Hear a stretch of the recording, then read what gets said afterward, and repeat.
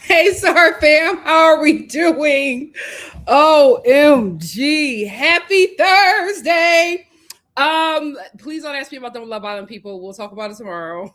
But I will say this. I want my pot in there. Nikki.Star does not like my background. You guys will see why my background has changed so much. Coming soon. Nikki, this is enough. I'm not gonna move anymore. This is fine. I want my pots in there. Everybody knows I'm a Mackenzie girl. For decor, those pots are not worth the price, child. But welcome to our second book club meeting. I am Nikki.Star, your book club host. I'm a baby at this.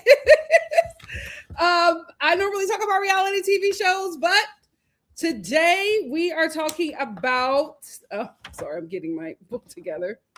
I don't know about you guys, but I take the cover off when I'm reading it because I don't want to mess it up. Because when I'm done, I want to put it back into my library the way that I bought it, at least to a certain extent.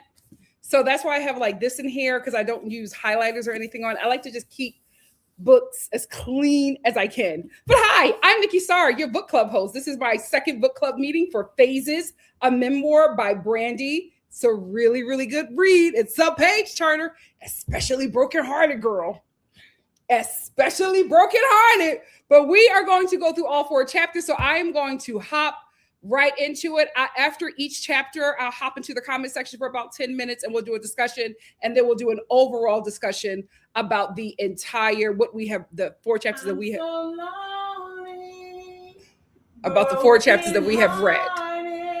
It's not, I'm so lonely. Mom, here's the thing. My mom keeps on singing this song, but she's singing her own version.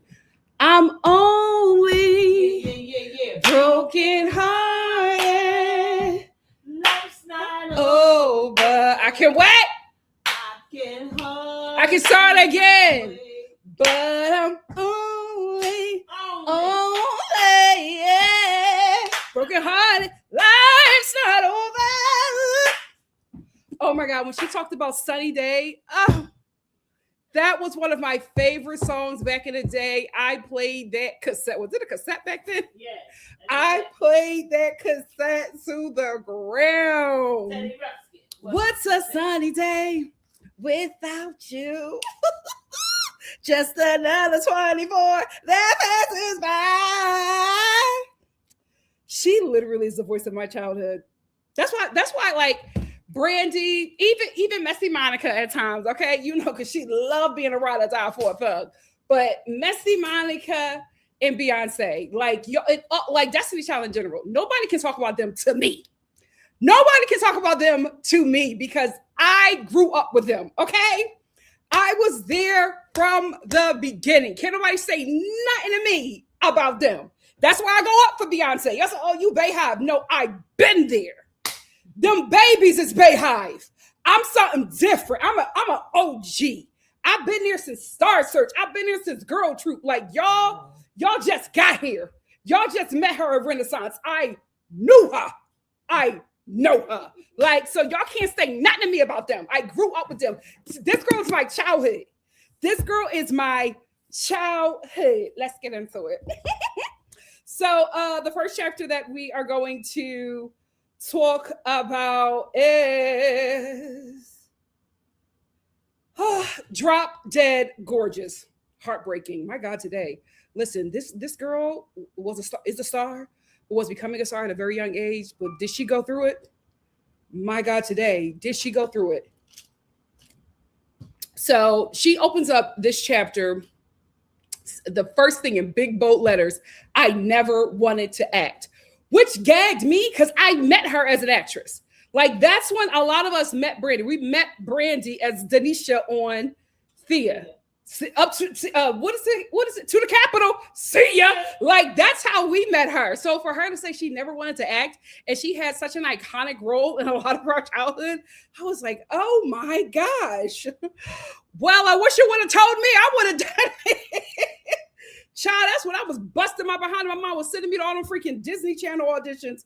But anyway, she never wanted to act, or she said she never felt comfortable doing it. She was a trained singer, so she was more comfortable in singing, but she was not comfortable as an actress, but that's where she got her first big break. And another thing that I noted with the beginning of this chapter is that we find, again, another adult pouring into her. And I think that it's so smart of her to continue to mention the adults that poured into her, that believed in her, that gave her chance after chance after chance, because without that, we would not have had Brandy. She had so much adult support that there was no way that that young lady was not going to become a star, because we learned of another adult that poured into her when she was really young, and it was her acting teacher. And we also find out that, again, this is another adult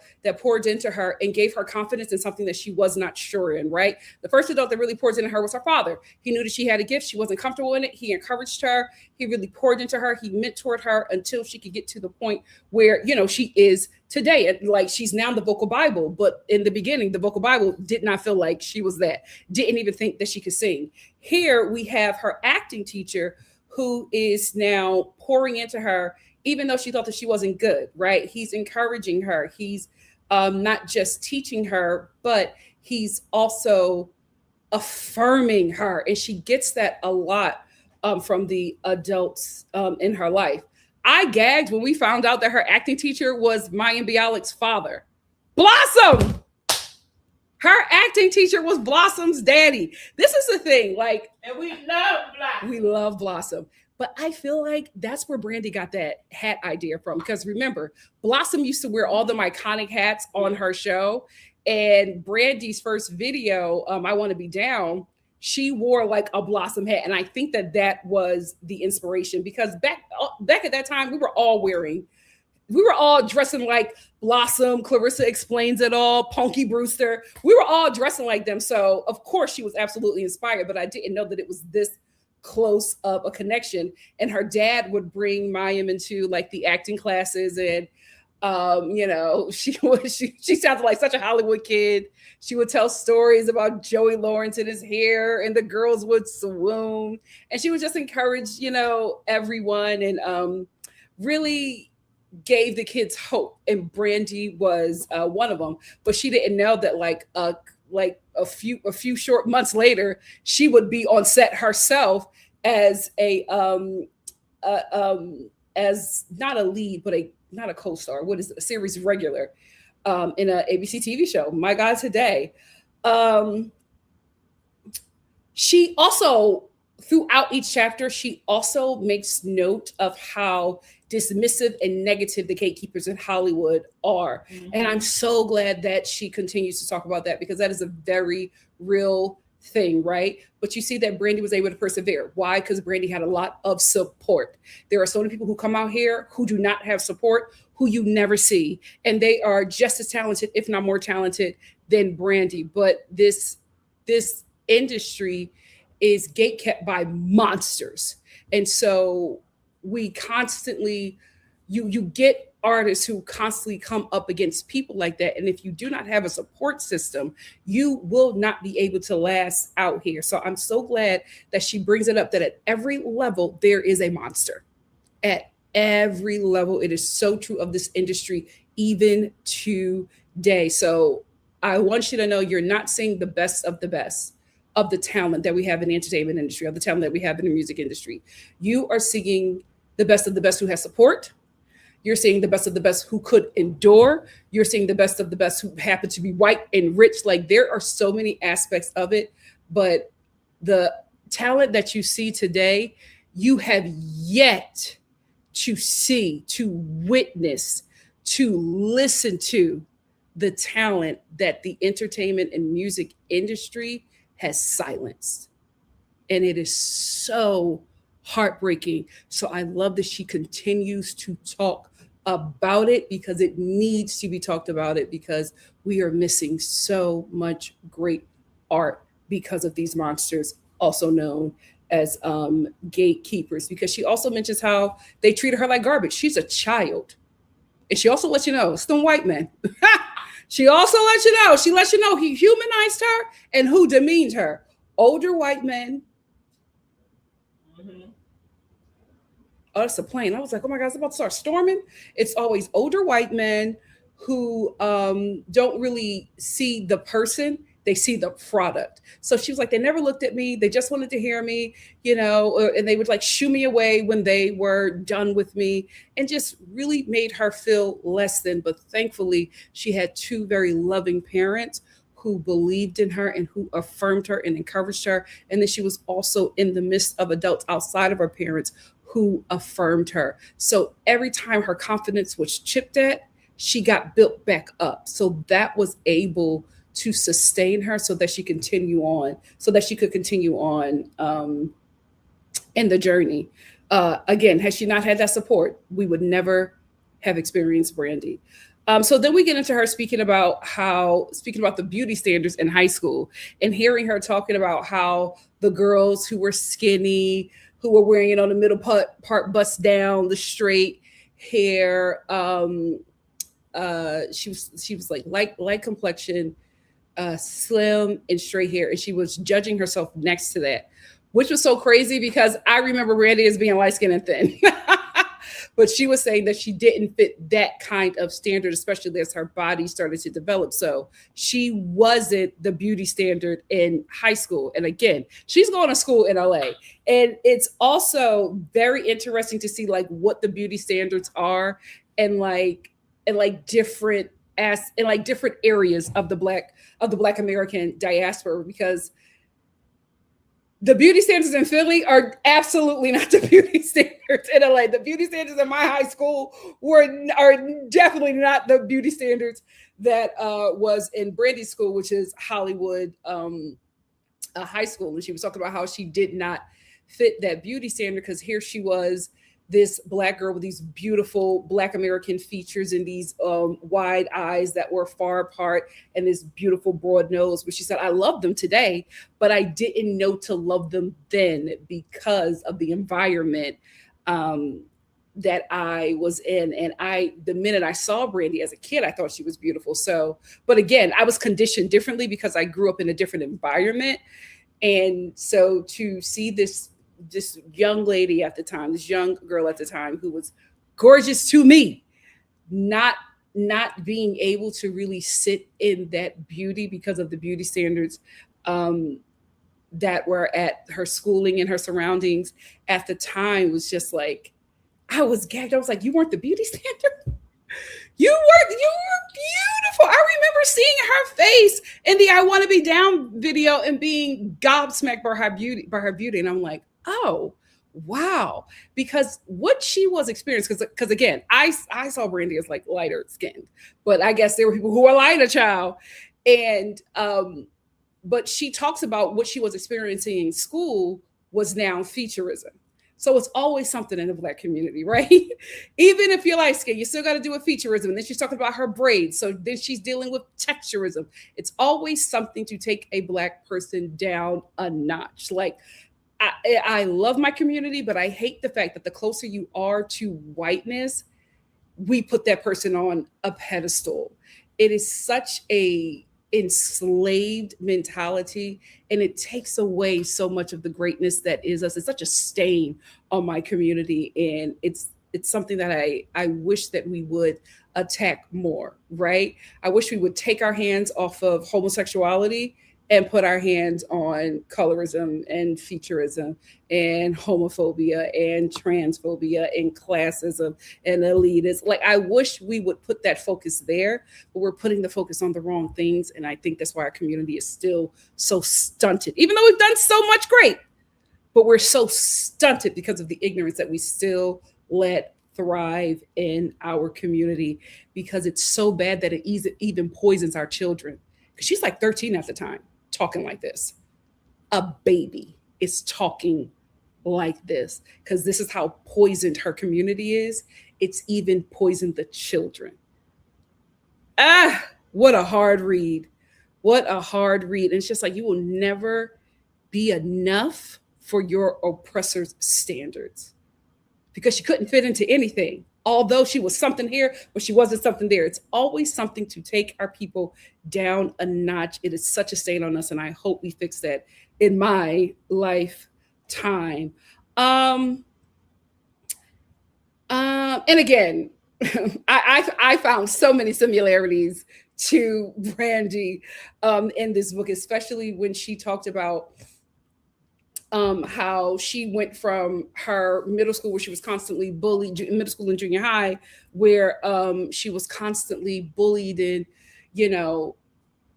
just wanted to escape, right? Couldn't wait to get out of that school because of how terrible they treated her, to then going to high school, Hollywood High, where, listen, she wasn't the beauty standard, but she at least found people who were like her. And she didn't feel as odd anymore. She finally felt accepted, and she finally felt comfortable in her gift, which was singing, because it was embraced there and it was encouraged there, if not by the teachers, by other students. And I was just like, oh, that sounds a lot like me.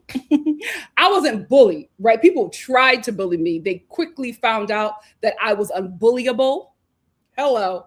So although the bullying wasn't successful and I became unbullyable, I still had to stay on guard, right? I still had to stay on edge. So middle school and junior high were just not fun for me often, because I constantly still had to be on guard, because although I was unbullyable, that didn't mean that people didn't want to try me.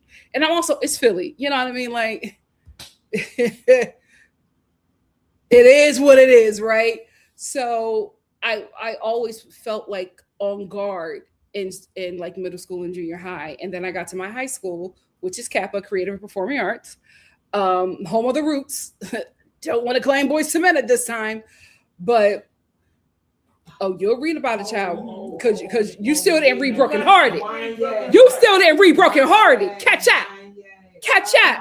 Yeah, catch up. That's hurting me. That's hurting me. Catch up. That's So, that's hurting me. so when I got to Kappa, I finally felt normal. If I finally, not only did I feel normal, I felt at peace. I didn't have to be on guard. And with me not being on guard, I was able to come into who I was as a person because I didn't have to watch my back, right? So I was able to just be Nikki and just blossom into, this kid artist. And I loved everything about it. I loved finding people who were like me. It felt at home and it felt at peace. And so I could really identify with her when she finally got to Hollywood High. It was just like, oh, these people are odd like me. I'm at home. So it's just like, oh, me and Brandy. Me and Brandy. Now let's get into Miss D, because I think that everybody has experienced a Miss D. Whether you experienced a Miss D when you were younger or you experienced a Miss D when you were older in the workforce, especially in corporate America, there's always a Miss D. So Miss D was a guidance counselor who was a day player, a glorified extra, who, let's tell the truth and shame the devil, could not make it in the industry and had to take a counseling job at this performing arts high school. She didn't want to be there. And the reason how I know that she didn't want to be there is how she treated Brandy. And if she treated Brandy like this, she treated more kids like this. So I know Brandy wasn't the only one, but she was a negative and dark spirit. And but she was also someone who could get kids, the kids in the school who believed that she could open up doors for them. Basura, because if she is a gatekeeper, somebody who can open up doors, why could she open them up for herself? So this was somebody who was making herself a gatekeeper, who was making herself a gatekeeper in a smaller Hollywood. She couldn't hack it in the real Hollywood, so she made this school her own Hollywood and positioned herself as a gatekeeper to get some kind of fulfillment out of this, because she could not get any of that fulfillment in the real world, in her real life. So she made herself a god at this school because she couldn't become one in Hollywood. And Brandy talks about how she would always see kids in the school going up for auditions, and Miss D is calling them for things. And she was just like, well, what is wrong with me? And she was just like, I'm working really hard. She's gone above and beyond on the choir and just doing everything that is required of her and more. And what I love was her confidence. She was just like, I know I'm good. So I don't understand like why I'm not getting chosen. But she noticed the pattern. And the pattern was all the white girls were getting chosen. She never saw a black person or a person of color getting chosen. So she finally sat with her mom and she was just like, Mom, what is going on? Because I'm not getting picked. Do you think it's because I'm black? Her mom was just like, listen, don't let that hold you back. Do not let your skin color hold you back. But tell the truth and shame the devil, it was because of that, right? Miss D was also a racist. Let's just call it what it is. And she was favoring white kids and getting them opportunities while Brandy was right there, because you're not going to tell me that the kids that she was picking out of obscurity were singing better than the vocal Bible. Absolutely not. Absolutely not, right? So she was just really struggling with that. So she finally sat down with Miss D and like asked her, like, what is going on? You know what I mean? Like, why am I getting picked? Like, why is everybody else getting picked? She really said that she went to her just to like get some advice, because she's the guidance counselor. So she just wanted some advice on like what I can do to improve. What can I do to get chose? And the lady said, Miss D said, it's never going to happen for you. Miss D stands for demon. She said, it's never going to happen for you. And Brandy was just like, well, why would you say that? And the lady looked at her and said, no, she said she was looking at her book and she never looked up from her. And she said, it's because you're not drop dead gorgeous. Wow. And she said that statement will stick with her for the rest of her life. So here you have this young Black girl who is a part of this beautiful community, Black Americans, I love us, this beautiful community who is deeply wounded by the effects of slavery. So the mindset in this community all the beauty of this community is extremely perverted from the trauma that has been passed down from being enslaved. So you have this beautiful Black girl who has these beautiful Black American features, and she cannot revel in that because she comes from a community that despises that. So she's already walking with that because her own community made her feel ugly. And then to get in front of an adult, and that is the thing, an adult, even if you're not a child's parent, your words have power because of how adults are held in esteem to children. So this woman doesn't even look at this child who is already struggling with her looks because of the perversion in her community, has this adult woman tell her it's because you're not drop dead gorgeous. So she's dealing with the perversion from her community. And now that lie is being affirmed by this adult who has some whose words have weight, because not only is she an adult, she is Miss D, the gatekeeper at Hollywood High. So those words burned in her soul and tormented her. And she said it never left her. And it really hurt me because we all have experienced that in some way, right? We all have experienced a Miss D, right? Somebody who because their dream didn't happen the way they wanted to, or didn't happen at all, they decided to make sure that nobody else gets to live or experience that dream. So they make sure, especially if they see a light in somebody or a talent in somebody, if they see you being able to possibly surpass them, they make sure they get you young. They make sure they cut your wings early before they can spring. I had a Mr. D in high school, and I tell you, the greatest moment for me was having to see that demon again as an adult, and him having to recognize that he saw me on TV.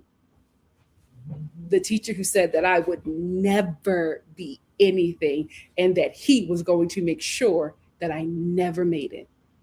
For him to have to acknowledge that he saw me on his television, the best thing ever. So we all have had people like that, unfortunately. But again, Brandy had her family. She had those great parents affirming her.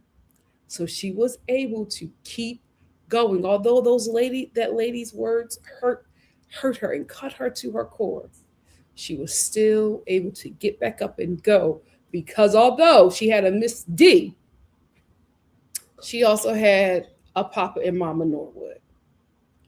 She also had a Mr. Bialik, So it would thank God that negativity was being countered by the positivity from the adults in her life. So that her mother was better than me. Well, also Brandy didn't tell her mom a lot of stuff.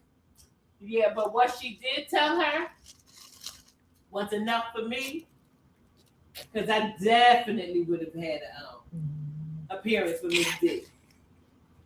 You would have. It wouldn't have went. You would have. With Sonya. And that is why I was never a child star. Who do you think you are? Talking to a child like that. Well, she was miserable. Opinion. She was miserable. Brandy wasn't the only kid that she's done that to. Thank God that Brandy had a positive and healthy community, because I'm pretty sure that there are a lot of kids that she did that to that didn't make it because of her, that quit because of her. And the world never got to experience the anointing of their talent because of her negativity. To a child. Did not tell her mother that. She didn't. Her mom is probably reading this book like, what? Yeah, Deborah said that to you? That's probably exactly what's happening. Yeah, she didn't tell her mother that. She didn't. Because that's laid hands on words. Yeah. Because Miss D, the cat lady, because after I finished with her, Lord, with letting her know you dried up ugly, cat piss smelling. Okay. This is book club. Yeah, okay. This is not a review. This is book club. But after I would have finished with her. And any mom, no, we're not gonna. This is not North Philly. Save that for our reality TV reviews. This is book club. Keep it cute. Sorry about Y'all that. get the picture. Star family. Anyway, Star book club. anyway, all I want to say is this: won't he do it? Right? Because Brandy went up for an audition for a new TV show starring Thea, a comedian at the time. And it was like her first audition. She was very, very nervous, and she had seen one of the girls that she had auditioned with before. It was her first big audition she had auditioned with before, and this girl was booking everything. And I understand that feeling because one thing that a lot of people do not know, especially as a Black actress, you are going to see legends in the audition room, because it doesn't matter how many times as a Black person in Hollywood, it doesn't matter anytime. It doesn't matter how many times you booked work. It doesn't matter how famous you are. The gatekeepers will still make you audition. I have auditioned next to legends. It is crazy. The Black women in this industry that still have to audition. So she was very nervous because this girl is booking everything. So she sees her and she's just like, she got it, because she gets everything, right? So she goes in, she does the audition, and just like, good, we'll be in touch with you. And she said that was the longest 48 hours of her life, because she was just so nervous, because it was a big deal. It was a really, really big deal. And her mom was telling her, she was like, you're pacing the floor so much, you're gonna create a hole in my rug with how much you're pacing. She was very, very nervous about it. So she said she went to school the next day. And Miss Demon, clicked and clacked her heels into the room and said, can I please get Miss Norwood? And Brandy is like very nervous, because she's just like, why is she getting me? Right? Because she never thought that it could be about work, because this lady told her it would never happen for her, because she's not drop dead gorgeous. So Miss D walks her out and she sees her mom. And her mom was like very stone faced. And so she's just like, what happened? There's something happened to Papa. The dad lose his job. A kid thinking about all these things. And she gets in the car with her mom, and her mom was just like, well, I just thought that the actress on an ABC TV show probably didn't want to spend the whole day in school. And she looked at her mom and she was like shocked. And then she just started screaming, and they started screaming together. And you know who was sitting there watching it go down? Miss D. Won't he do it? Won't he, in the presence of her enemies? Miss D had no idea that she was sitting at that child's table and that God was preparing a feast. That lady had to escort that star to her mother, and she had to witness the joy in that drop dead gorgeous child's face as she booked a series regular on the TV show, something Miss D has not done and will never do. Won't he do it? But what also set with me was, even though she booked this TV show and it was such a big deal for her, she's talking about preparing, to go on set under the lights and everything. And while she's preparing to film this scene on an ABC studio lot, she still can hear Miss D telling her that she's not drop dead gorgeous. Ain't that something? Those evil words were still embedded in that child's soul. Adults hold so much weight. You have to be responsible of how you lead out in the world, especially when you are in the presence of children, even if they ain't yours. But Miss D put herself in a position where she was a guidance counselor to children. So she had a responsibility, and she failed miserably. But what I loved was that because of Brandy's success, Hollywood High, and I have to go and look at it because I remember seeing certain celebrities on there. I've never seen Brandy, and I have to go back and look at it and see it, like where she's at. But she said because she gained so much success, they painted her in the mural of celebrities that came from that school that was successful. So What blessed my soul was knowing that Miss D had to walk them halls and see Brandy's face. The girl that she told wasn't drop dead gorgeous. The girls whose wings she tried to clip. She had to walk through that hall to her 9 to 5 and look at that girl, the not drop dead gorgeous girl's face. She had to see it every day as she clicked and clacked through those halls. I know she was miserable. Won't he do it? That's all I have to say about that chapter. Let's chat for a bit and then we will get into Mother May I. Toya Star. Thank you, my love. Hey, Denard, how are you? Welcome to Book Club, part 2. Yes, Book Club meeting 2. Let's do it. Hey, Be Wise. Thank you for being here. I was, no, what? Is that cup clean? Yes. Oh, thank you. Is that cup clean? No, because Book Club. Book Club. It's a certain caliber. Honey. Book Club. Child, it's ghetto over here. No, this ghetto over Yeah, I was here. drinking that nasty soda. Hey, give me shelter at Hi NikkiStar, Mama Star, and Star Family. I'm so excited for Nikki's lively reviews. Thank you. Hey, Callie. Callie said, hey, Toya, no, it's this. I don't. What you're not Book listening Club. to? But you're not listening to me. Book Club. Callie said, hey, everyone, glad to be here. Yes to Kiki and Sean as well. Sean would treat her like a queen. Who are we talking about? Kiki and Sean. Sean Garrett? Who are we talking about? Her friends and her cousins that she was hanging out with. Sean, oh, he died with Sean. Y'all talking about her producer? Who are we talking about? The Star family was talking about Kiki and Sean. Also, Team Kiki and Sean. I don't know what Kiki Homer? Well, ask the Star. Yeah, I don't know who that is. Hey, Spitzy, how are you? Spitzy said, hi, Nikki and Star PM. I'm really enjoying this book. Me too. It's so good. Dinar said, so far, this book is very much a 10 out of 10. Yes, she's mentioning it all, and I love her for it. Calling names. Calling names, as she should. Oh, she is calling As she should. names, honey. Tia B said, hey, Nikki and the Star family, ready for book club. Thank you for being here. BY said, I wonder where Miss D is today. Probably dead. Let me stop. If not dead, somewhere miserable. If Somewhere she's not miserable. actually dead, Somewhere miserable. Adults can be so cruel to children because they are incapable of success in their own life. Absolutely.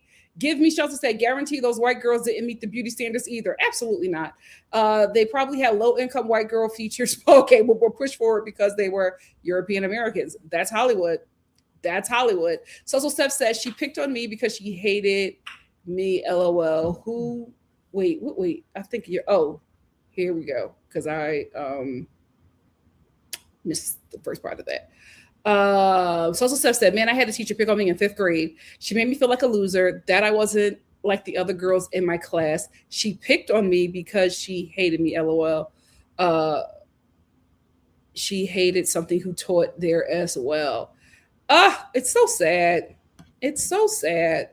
Like, to be beefing with a child as an adult is very weird. Denard said, I really loved how Brandy talks about beauty standards and yes, how it takes into adulthood to love the non-traditional standards people hold. I really just love hearing about how much she loves being Black. Like, Brandy, I would have loved to hear this as a kid. I would have loved to hear this from you years ago. But she is very Black and proud. well, she had to learn to love that because she was told, by Miss D and others that she was unattractive. Yeah. Girls that didn't look like her were drop dead gorgeous. Mm-hmm. And then she had been bullied, about her body Mm-hmm. and about her looks. Mm-hmm. And It seems like just there weren't too many spaces she felt safe.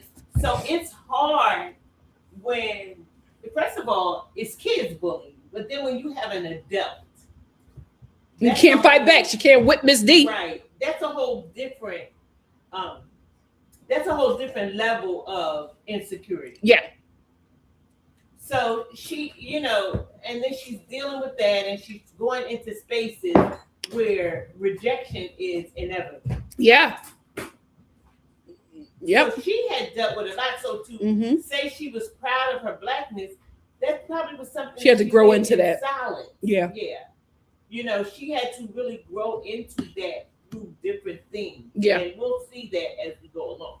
Yes. Thank you, Mama Star. F. Titty said, I had a Miss D. Mine was Miss Houston. Told me I wouldn't be anything in 6th grade. This is so sad.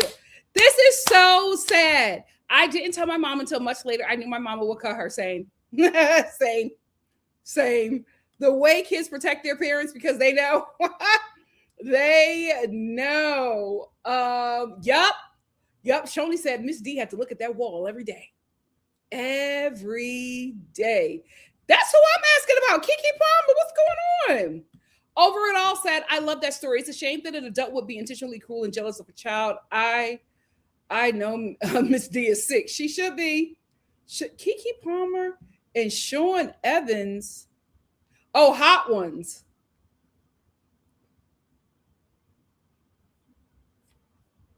What y'all talking about? Y'all like them how? Like as a fun duo or like together?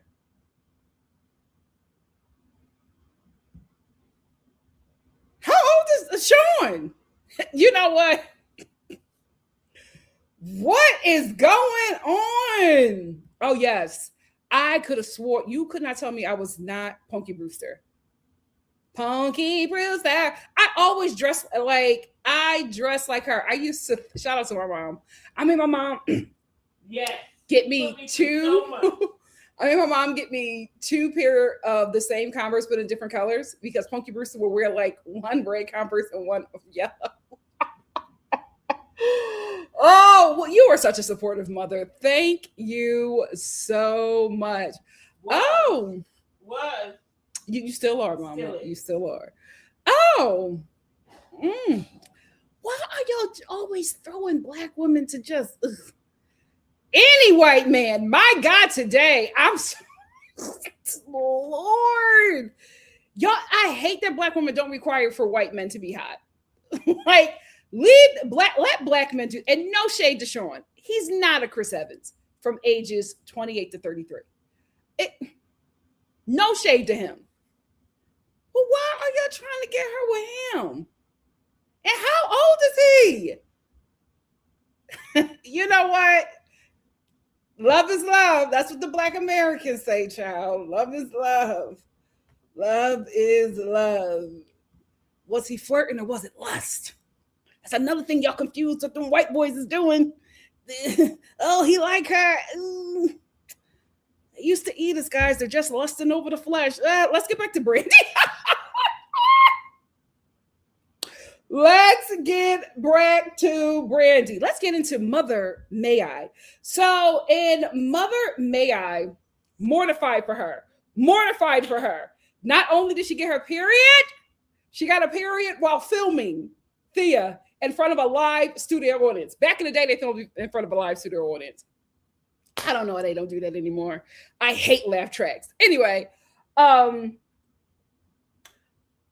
was mortified for her. Mortified for like getting your period while filming in front of a live studio audience and everybody reacting to that. And shout out to Yvette Wilson. I've only heard great things about her. May her soul continue to rest in love and power. The way she just supported Brandy in that moment, she really, really, really needed that. And I also love how Brandy is like, make sure to let us know about the people, about the adults that really poured into her. Like she creates only for like Wanye is like the villains in her story that she used their real name and Thea. But for everything else, like the other villains, she gives them like aliases to protect them. But for the people that really affirmed her and really helped her get to where she is, she gives them all their flowers. And I think that speaks a lot to her character and who she is. Thea, to the Capitol. See ya. Love that TV show. Had no idea it was a nightmare for Brandy. Getting older means that everything that you loved in your childhood, the people that created it were going through absolute hell. Like everything that I'm finding out, the music that I like, the TV shows that I like, people were being raped, abused, drugged, stalked. Like it's everything has just been such a nightmare. And I'm just like, oh my God, I really love this show. I feel like the only show that's safe for me, that felt like it was a safe environment and nobody has said any stories about it yet, is Zoobly freaking Zoo. That's the only show. Everything else was a nightmare. Find out that the Cosby Show was a hell for so many people. It's just like, what is going on? I love that show. I loved her dynamic with her mom. It reminded me of me and my mom. I cannot believe that she was going through hell on that show. And that Thea, well into her freaking 40s, was bullying a 13-year-old kid. Insane. Like, she got Miss D, now she got Thea. What is it with these women bullying children? It is insane. And I'm so, is Thea still with us?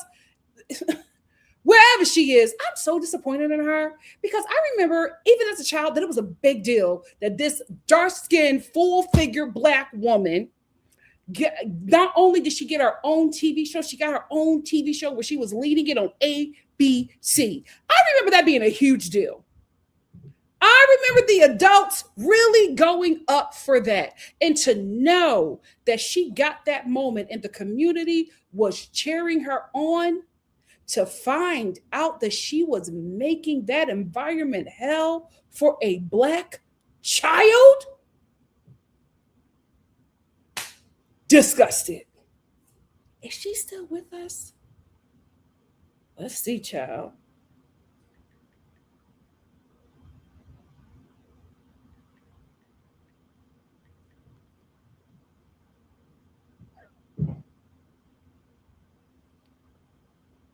Oh, Thea Vidal.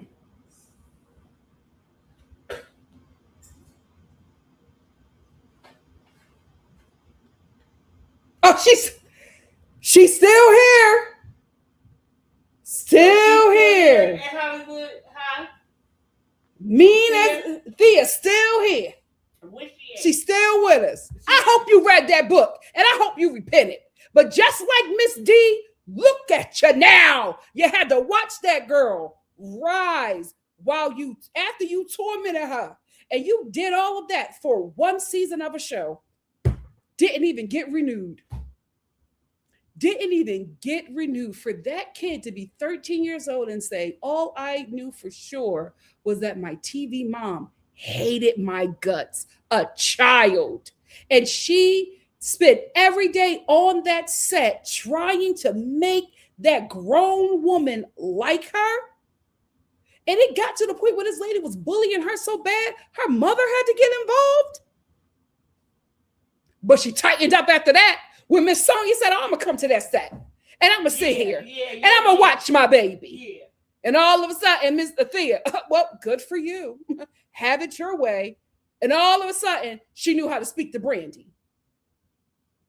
But you know what? There are so many child stars who talk about how like the leads in the shows or the movies that they were in were awful to them. What is that? I was so disappointed. I was like, what? When she said that, my TV mom hated my guts. I said, oh, there? And look at you now. Ain't that something? You had to watch that child rise when you, just like Miss D, did everything in your power to make sure that she would never survive that moment. How awful. How awful. And to not even be like, she wasn't even 18 yet. And she already had 2 adult woman bullies. That is insane. But they can see the anointing.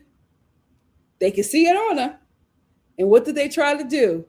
Kill her spirit so that it never happens.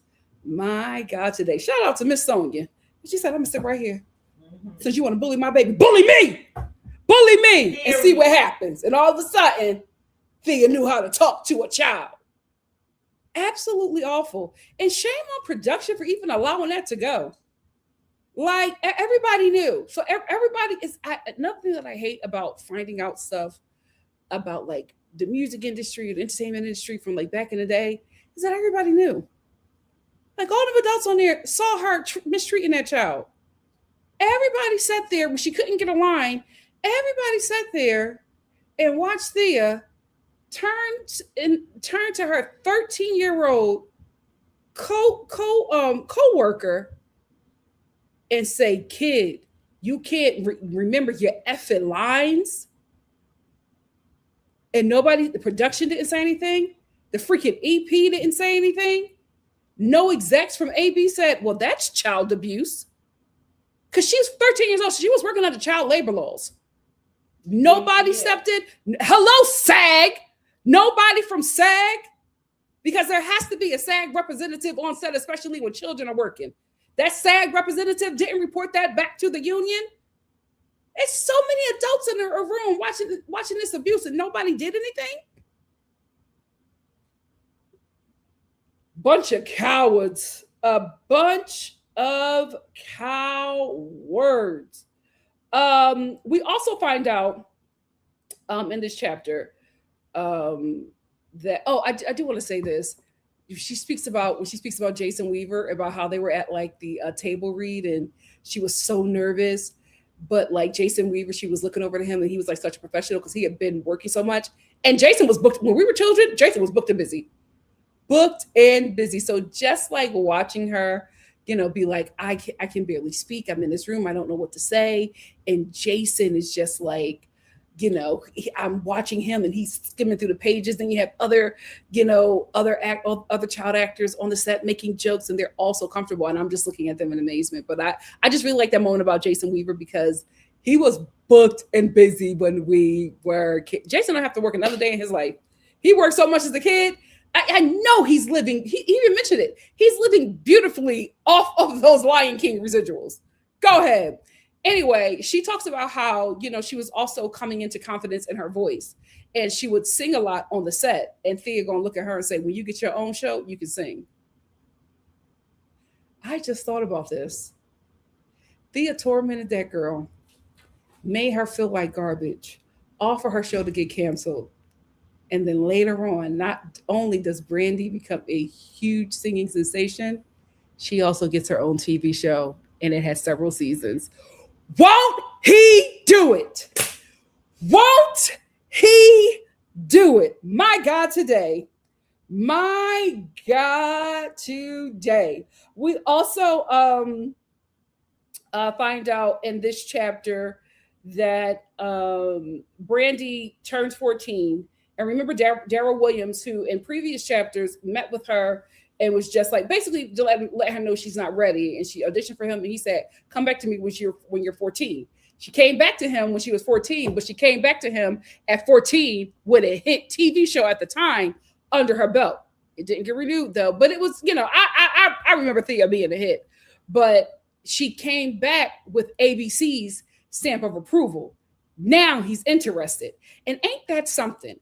Because Daryl had her talent in front of him, ready for him to work with her at 11 years old, turned the talent away, and it took ABC. When ABC put their stamp of approval on her, all of a sudden, Daryl was interested. Ain't that something? Ain't that something? But now Daryl is now interested in taking a risk on Brandy. He wasn't before, but now he's interested. Those are all of my thoughts for this chapter before we get into that kind of girl, and then we're brokenhearted. What do you guys have to say? And I'm only a brokenhearted.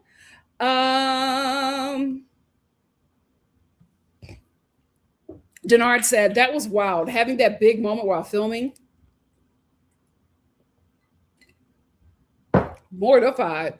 Over and all said, I just looked up a picture of Sean Evans. I can't with people. This is what they want for Kiki.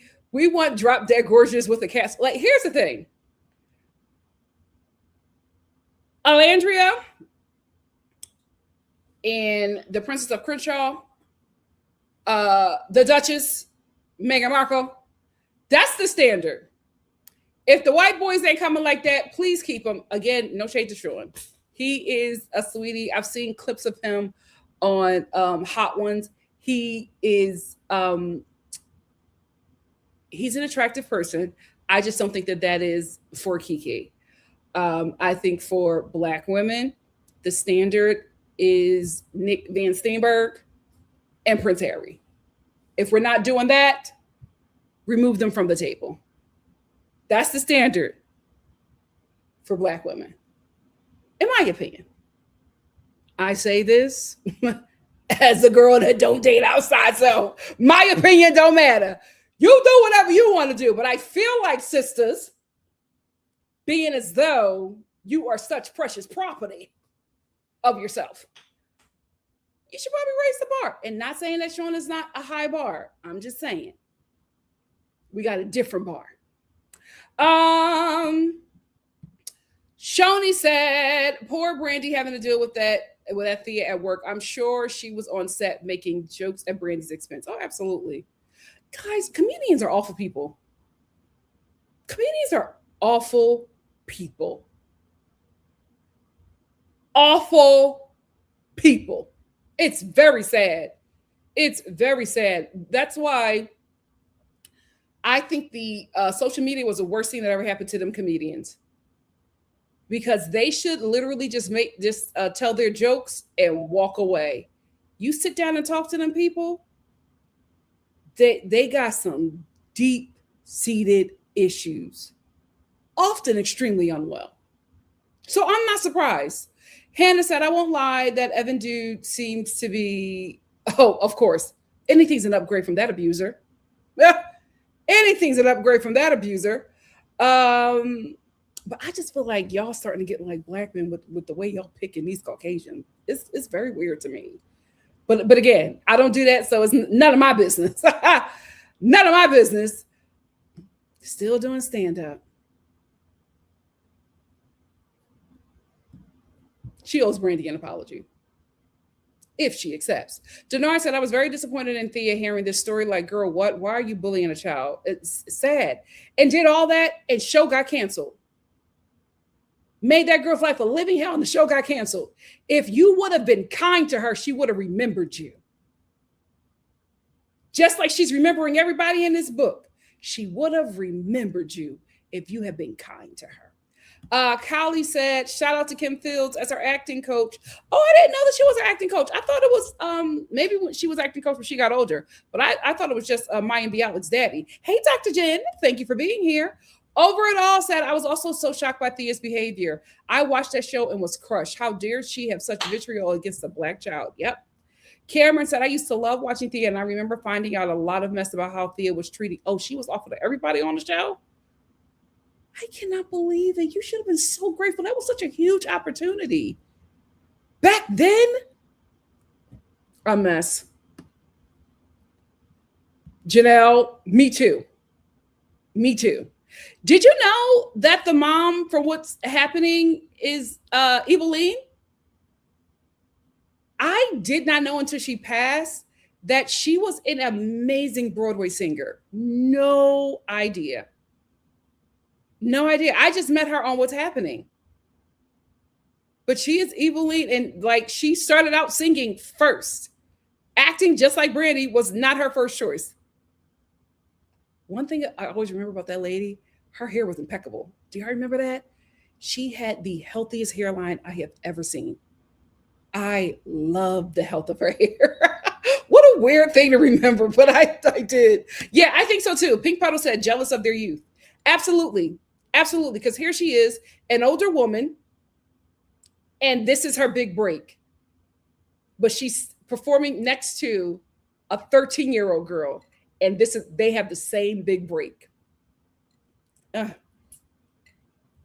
One thing I learned out here in Hollywood is that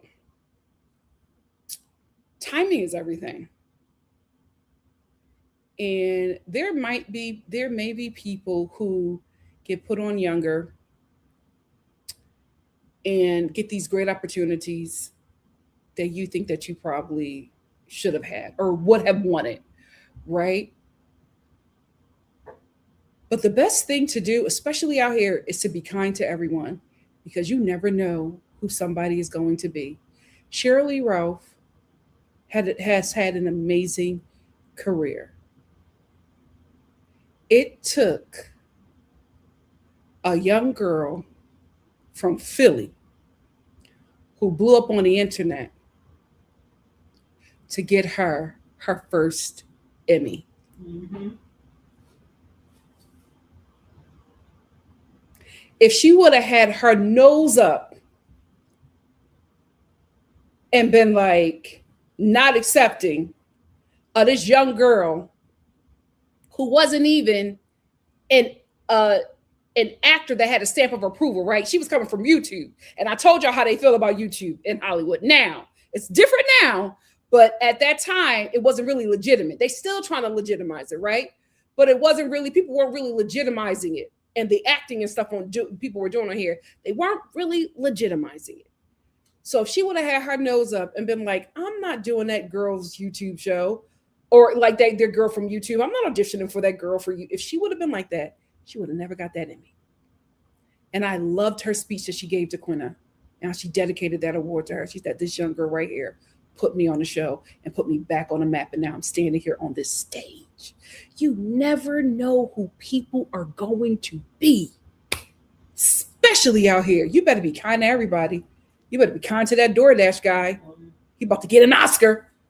You never know who people are going to be. Be kind to everybody. And I'm telling you, if Thea would have been a blessing to Brandy, she would have remembered her.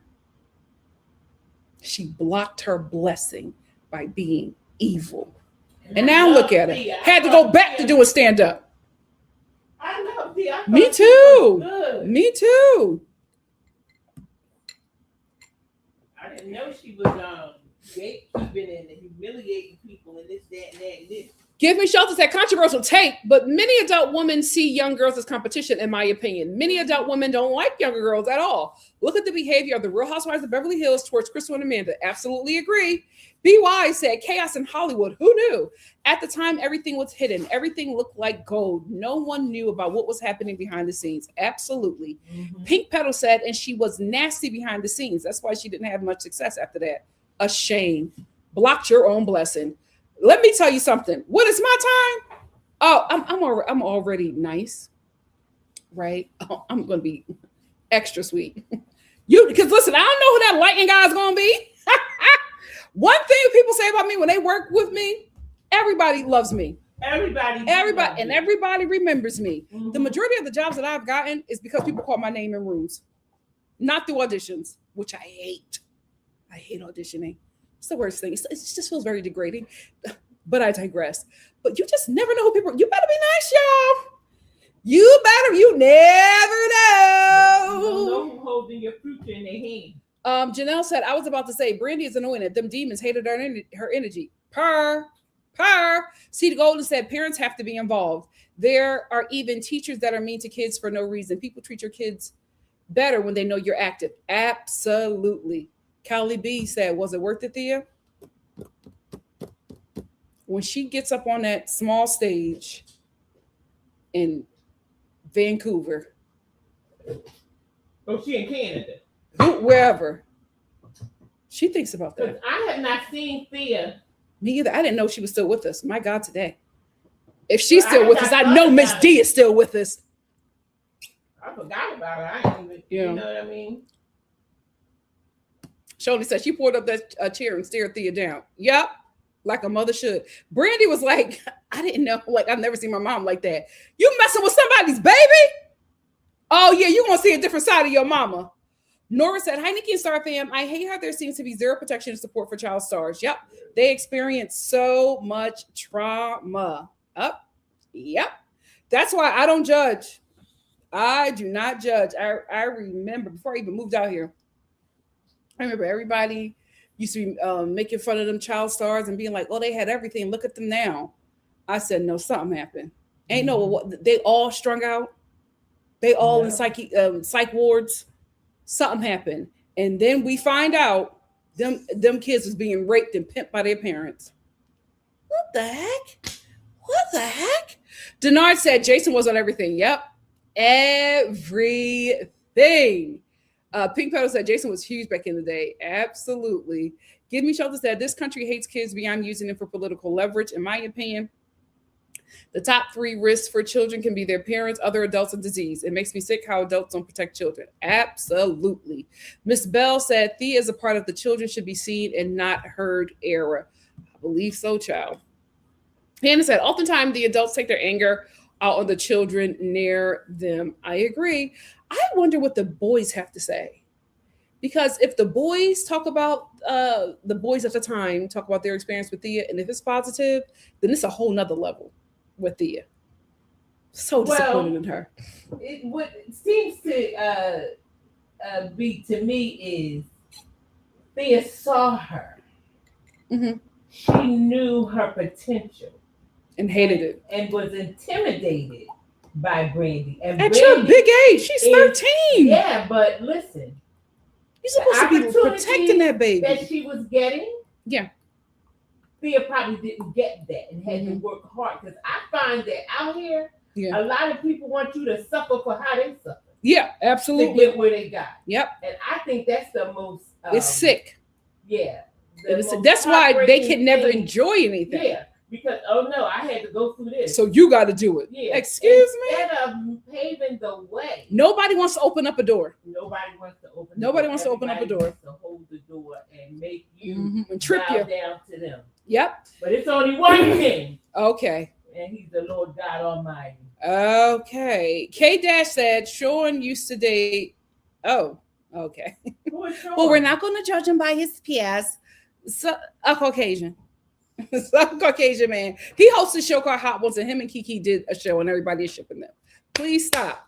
We are shipping Black women with healthy Black men from here on out. Hannah said, I mean, is Prince Harry that cute? I find Nick more handsome.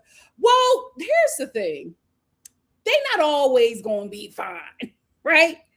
But the way that man loves her, my thing is, listen, I want for every Black woman to be in a healthy relationship with a loving and caring Black man. If that is not the case, then I want you to get a Prince Harry or a Nick.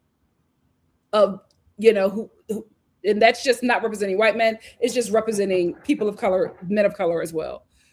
And the reason why I say that is because we'll start with Nick. With Nick, he always puts her first. He always puts her first. He protects her. He made sure, he said, my girl wants to model, we gonna make it happen. Mm-hmm. Got his parents, got his mama using all her connections to get her to where she needed to get. So she was able, like what she's able to do now is because, not just solely because of him, but it's because he helped get her there. And he puts her first in everything. Mm-hmm. We know that as a Black community, that in the hands of that white man, she's safe. Mm-hmm. That is not always the case. We always got to be on guard when dealing with that community because of our history. But he has shown that he will always protect her and put her first. That's why I love that relationship, right? Here we go with Prince Harry. He gave her royalty. Royalty, right? Here we go with Prince Harry. That man was born into a family that is the poster child of white supremacy. He said, F all that. I want her, and I'm taking her and our kids, and I'm leaving. Don't none of y'all contact me again. If he could give the crown and everything back, he would have. He tried to give everything away. Mm-hmm. But because of the family wanted to have him keep on something, because if anything happened to William and them kids, it's on him. So they don't want to throw him away too much, right? But he said, I don't want any of it. Gave up his birthright for that woman. Mm-hmm. I said, well, listen, I want Black love, but if that white man gonna do all that, girl, you better go. You better go. Gave up everything for her. Royalty, wealth, prominence, status, everything for her. If the non-Black men are coming like that, who am I to say don't take that opportunity? You better go with your love to protect it. Line them up for me. Period. Who am I to tell you to deny that blessing? That's what I'm saying. So I'm just like, listen, he might not be attracted to you. What he did for that girl, she said, oh, that's mine. That's mine. So go ahead, Megan. CM said, if he loves, adores, and takes care of her, that's it. Because Henry wasn't cute for a long hair. But you know, the black wife effect. There you go. There you go. There you go. Give Me Shelter said 100. I've never been into comedies or comedians because they often make the most vulnerable groups the butt of the joke. I remember hating those child abuse jokes as a kid. Oh, yeah, something is wrong with them comedians. Something is remember that not remember, but I remember I was talking to you guys about Tony Davis, that comedian who was on Shannon Sharp, and he was talking about how his daughter only wants him for money.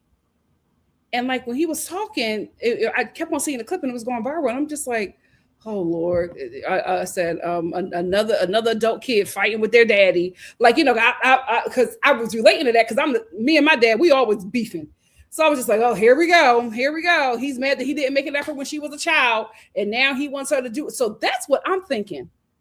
I hop in the comments of that viral video and I find out that his daughter, the daughter he's talking about, is 8. I said, he's sick. He's sick in the head. He never wanted that kid. He wanted the mother. And he gave her that baby to trap her. And that mother said, I don't want you. So I'm going to take me and the baby and I'm going to get out of here and I'm going to put you on child support. And so now he got to deal with a child he never wanted because that child was just to trap that lady and keep her in that position, which was under him. And he mad that the lady got free. So he taking that all out on the kid that he never wanted.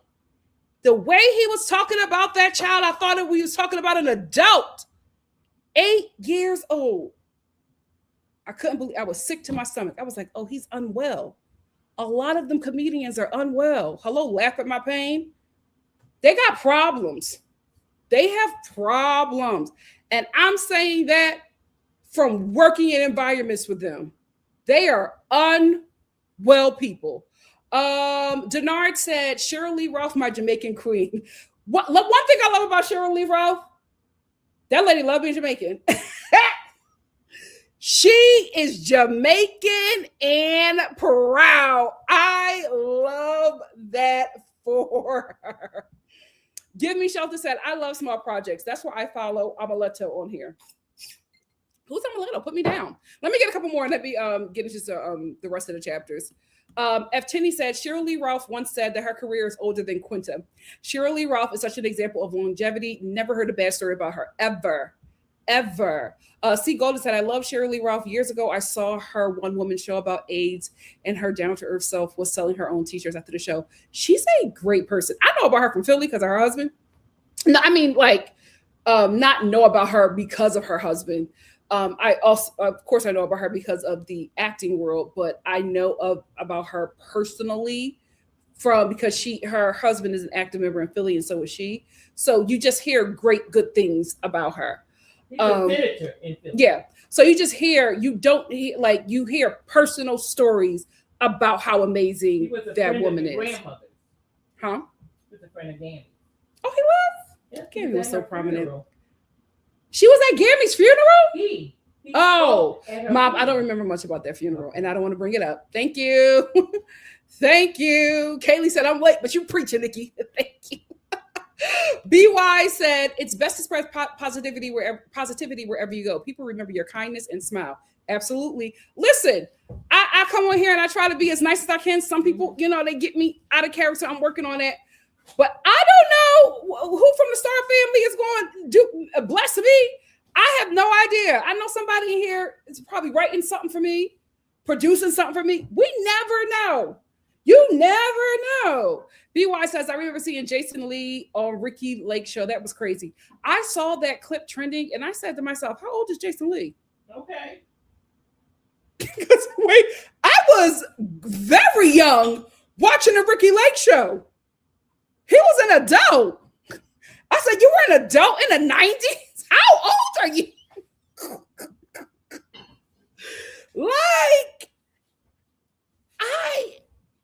Is he my mama age?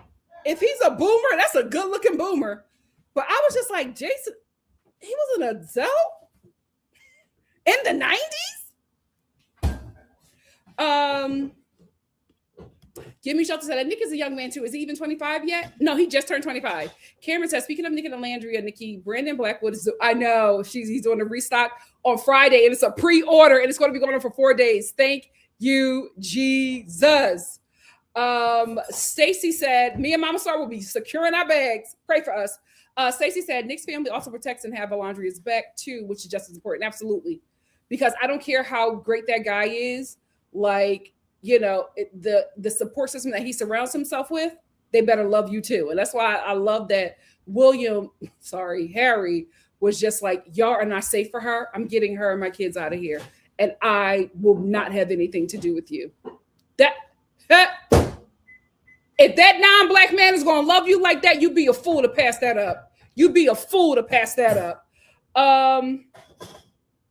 Yes. Hannah said, yes, that comedian online was allowing people online to bully his daughter. The way grown men were talking about his child, like there were men in the comments, literally talking about physically harming his daughter.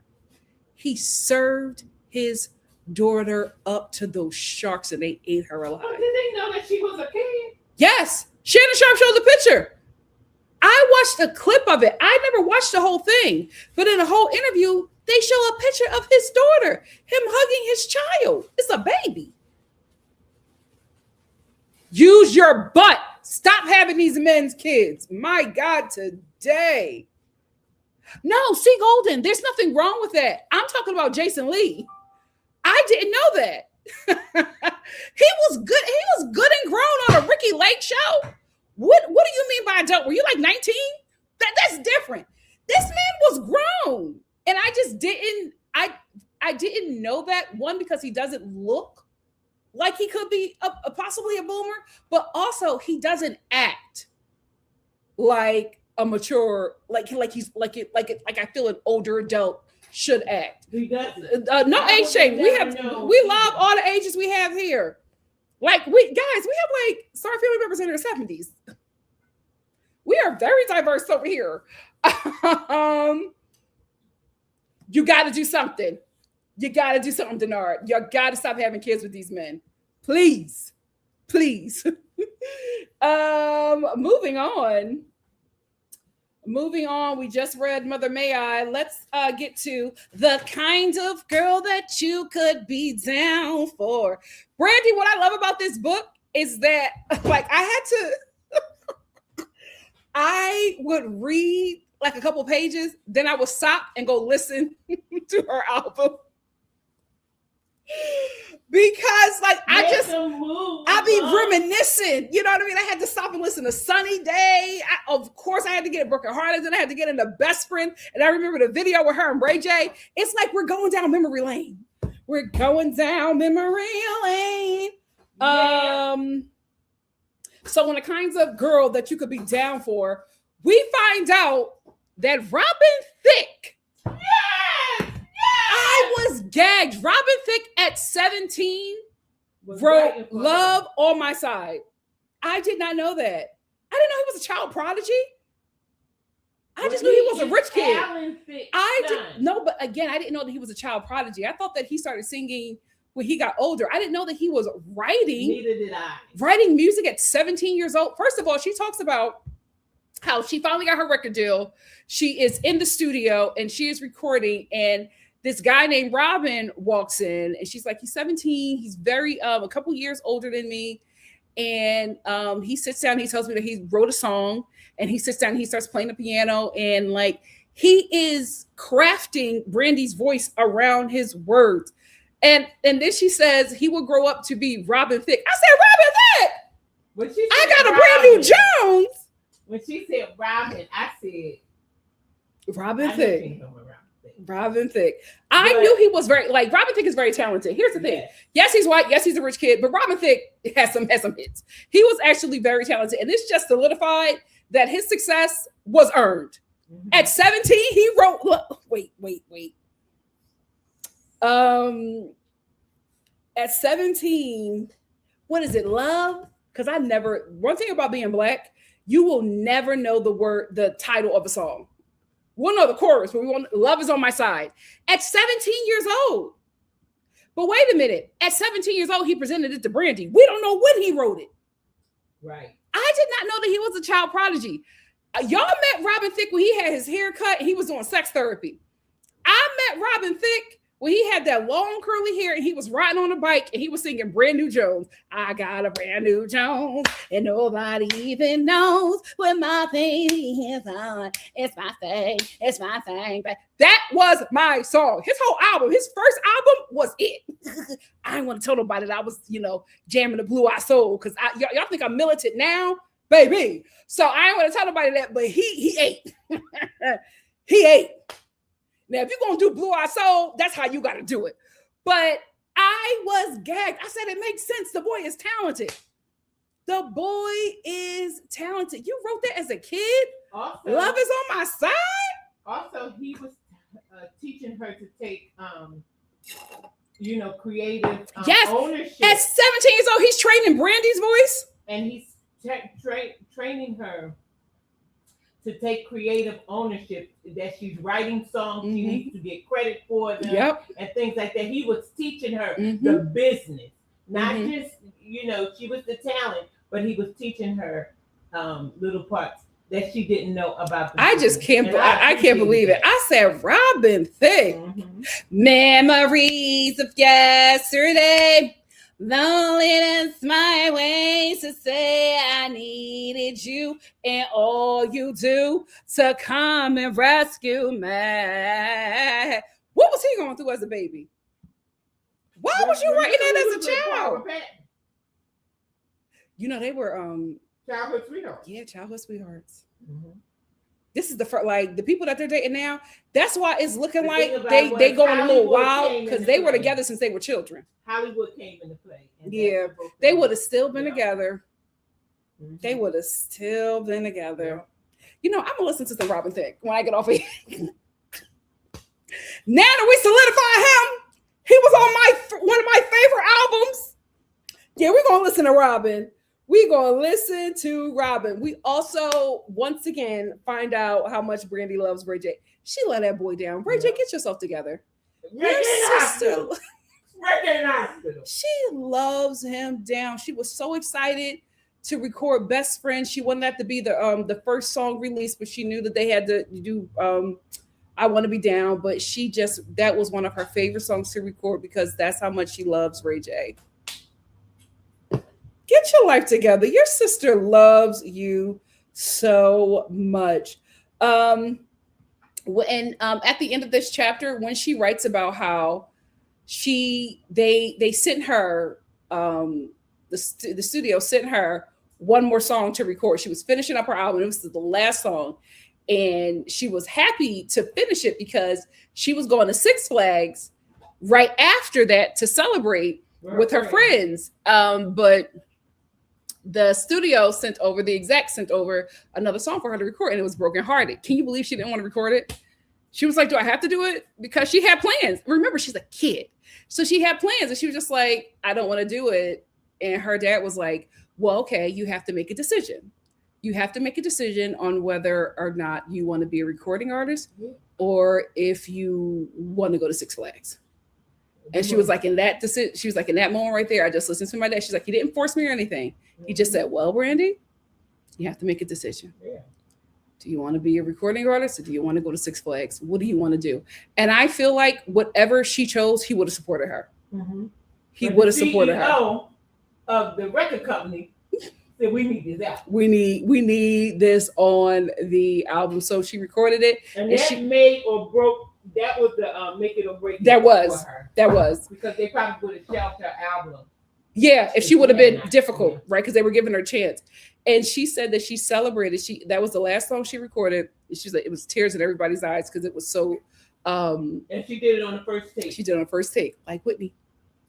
And it was such a beautiful song. There was not a dry eye in that. Hey! It was not a dry eye in the studio. And she said that she celebrated wrapping her first album at Six Flags. She's like riding a roller coaster at dusk at Six Flags with my friends. She was a kid, yo. She was just a baby. Like she wanted to ride a roller coaster. She's like, I want to ride a roller coaster right now. I don't want to record this song, but she did it. And, it went on to be a very iconic album. I also love her relationship with her father. She was talking about how her father was in there just being very protective of her. He wasn't pushy or anything. He side coached her on the side, but he was just a very subtle. He was a silent support for her in that studio. And I just really, really love that because he was there protecting her. He maybe have told them that he was the vocal coach, but he was daddy in that studio. And I just really, really, really love how she speaks about and I like that he protected her. Her relationship with her father. Before we get into Broken Hearted Child. A lot goes on in those studios. Yes. Before we get into Broken Hearted,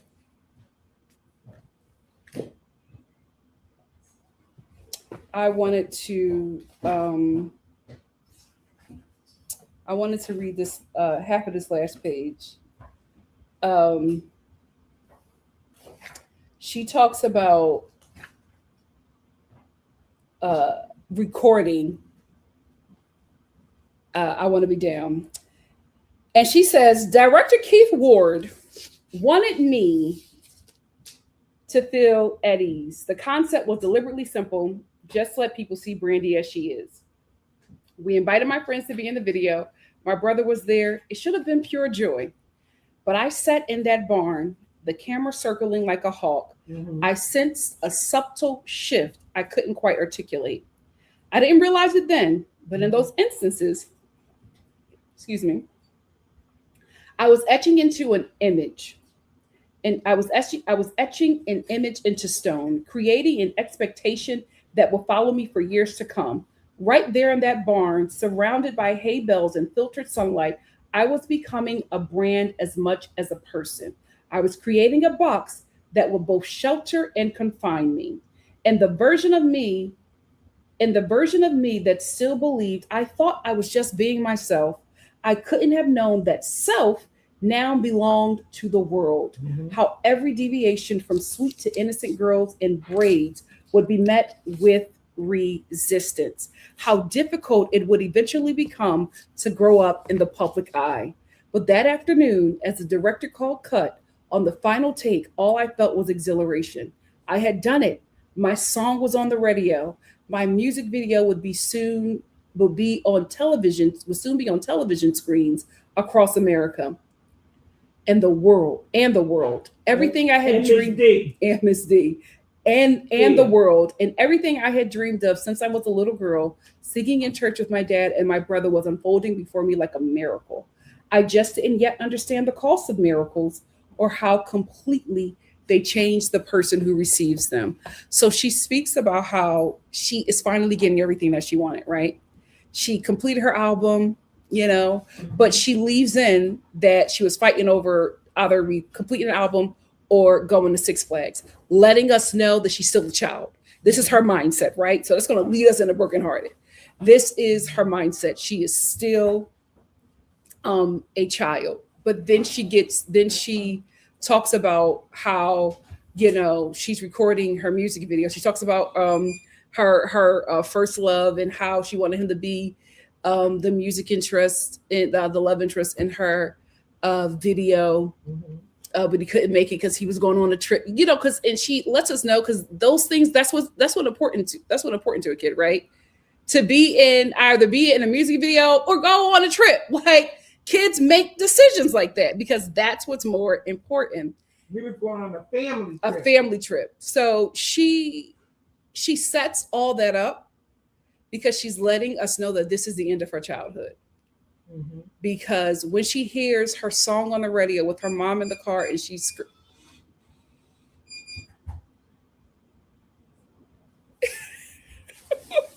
that door got me nervous. Yes. And she's screaming and so excited with her mom to finally hear her song on the radio. And then it cuts to her filming her music video. And she is in this moment, and the director yells cut, and that's the end of Brandy being a kid. Because now Brandy is about to become a star. Now Brandy is no longer a kid that can go to Six Flags and it's normal. Is no longer a kid that can go to the mall with her brother and it's normal. Now she has become, unfortunately, a product. And this is something that she always wanted, but she didn't know that this would be the cost. So the way that this is written and the way it leads us up into the next chapter, y'all ain't that. I told you, it's written very theatrically. I would not be surprised if this becomes a movie or a series. Yeah, a movie or a series. I wouldn't be surprised. Let me hop into the comments and then we'll close it out with Broken Hearted. I'm not surprised. I wouldn't be surprised if Sony is right. Oh, of course. Of course. Because we love. CM said Jason was like 18 or 19. 90s adults look okay. Well, that's not an adult. That's still like, I'm thinking like 28. That's when I say adult, that's what I mean. Jason Lee. You know who he is. You on his gossip page at times. I don't deal with him. So yeah, 18 or 19. What was he on the Ricky Lake show at 18 or 19? Child, where is the adult supervision? But he didn't have none. You don't know his story. I don't, and I'm okay with that. Janelle said he was in his 40s throwing drinks in Hazel's face. Yikes.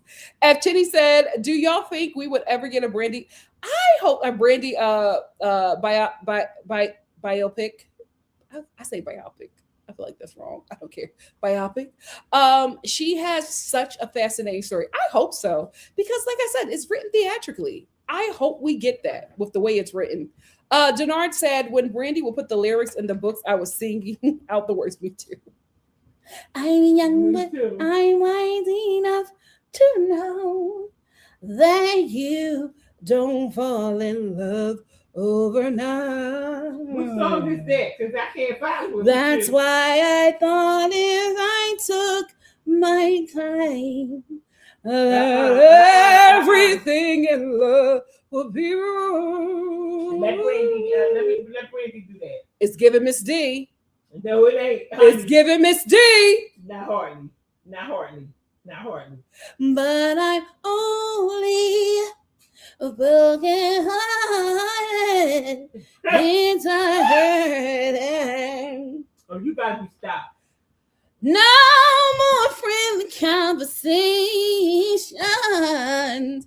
Her version with Wanye was my favorite, Broken Hearted. I don't listen to that no more. I went back to the original. Absolutely not. Hey Just G said, I can't believe Brandy didn't like I Want to Be Down at first. Well, I think it's because she wanted Best Friend to be the debut because of her brother, because of her love for Ray J. I haven't read ahead. It's so easy to do. I'm telling you, I don't read this book on the weekends. Because if I read it on the weekends, that I would finish it.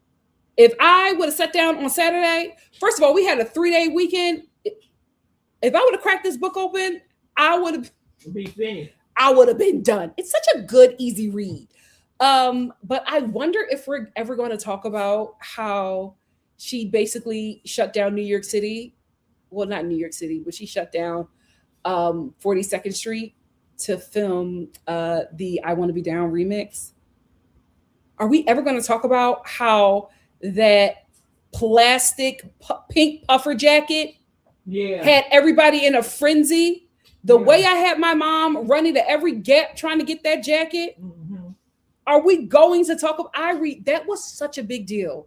A Black teenage girl shut down New York City to film 42nd Street, to film a remix of her video.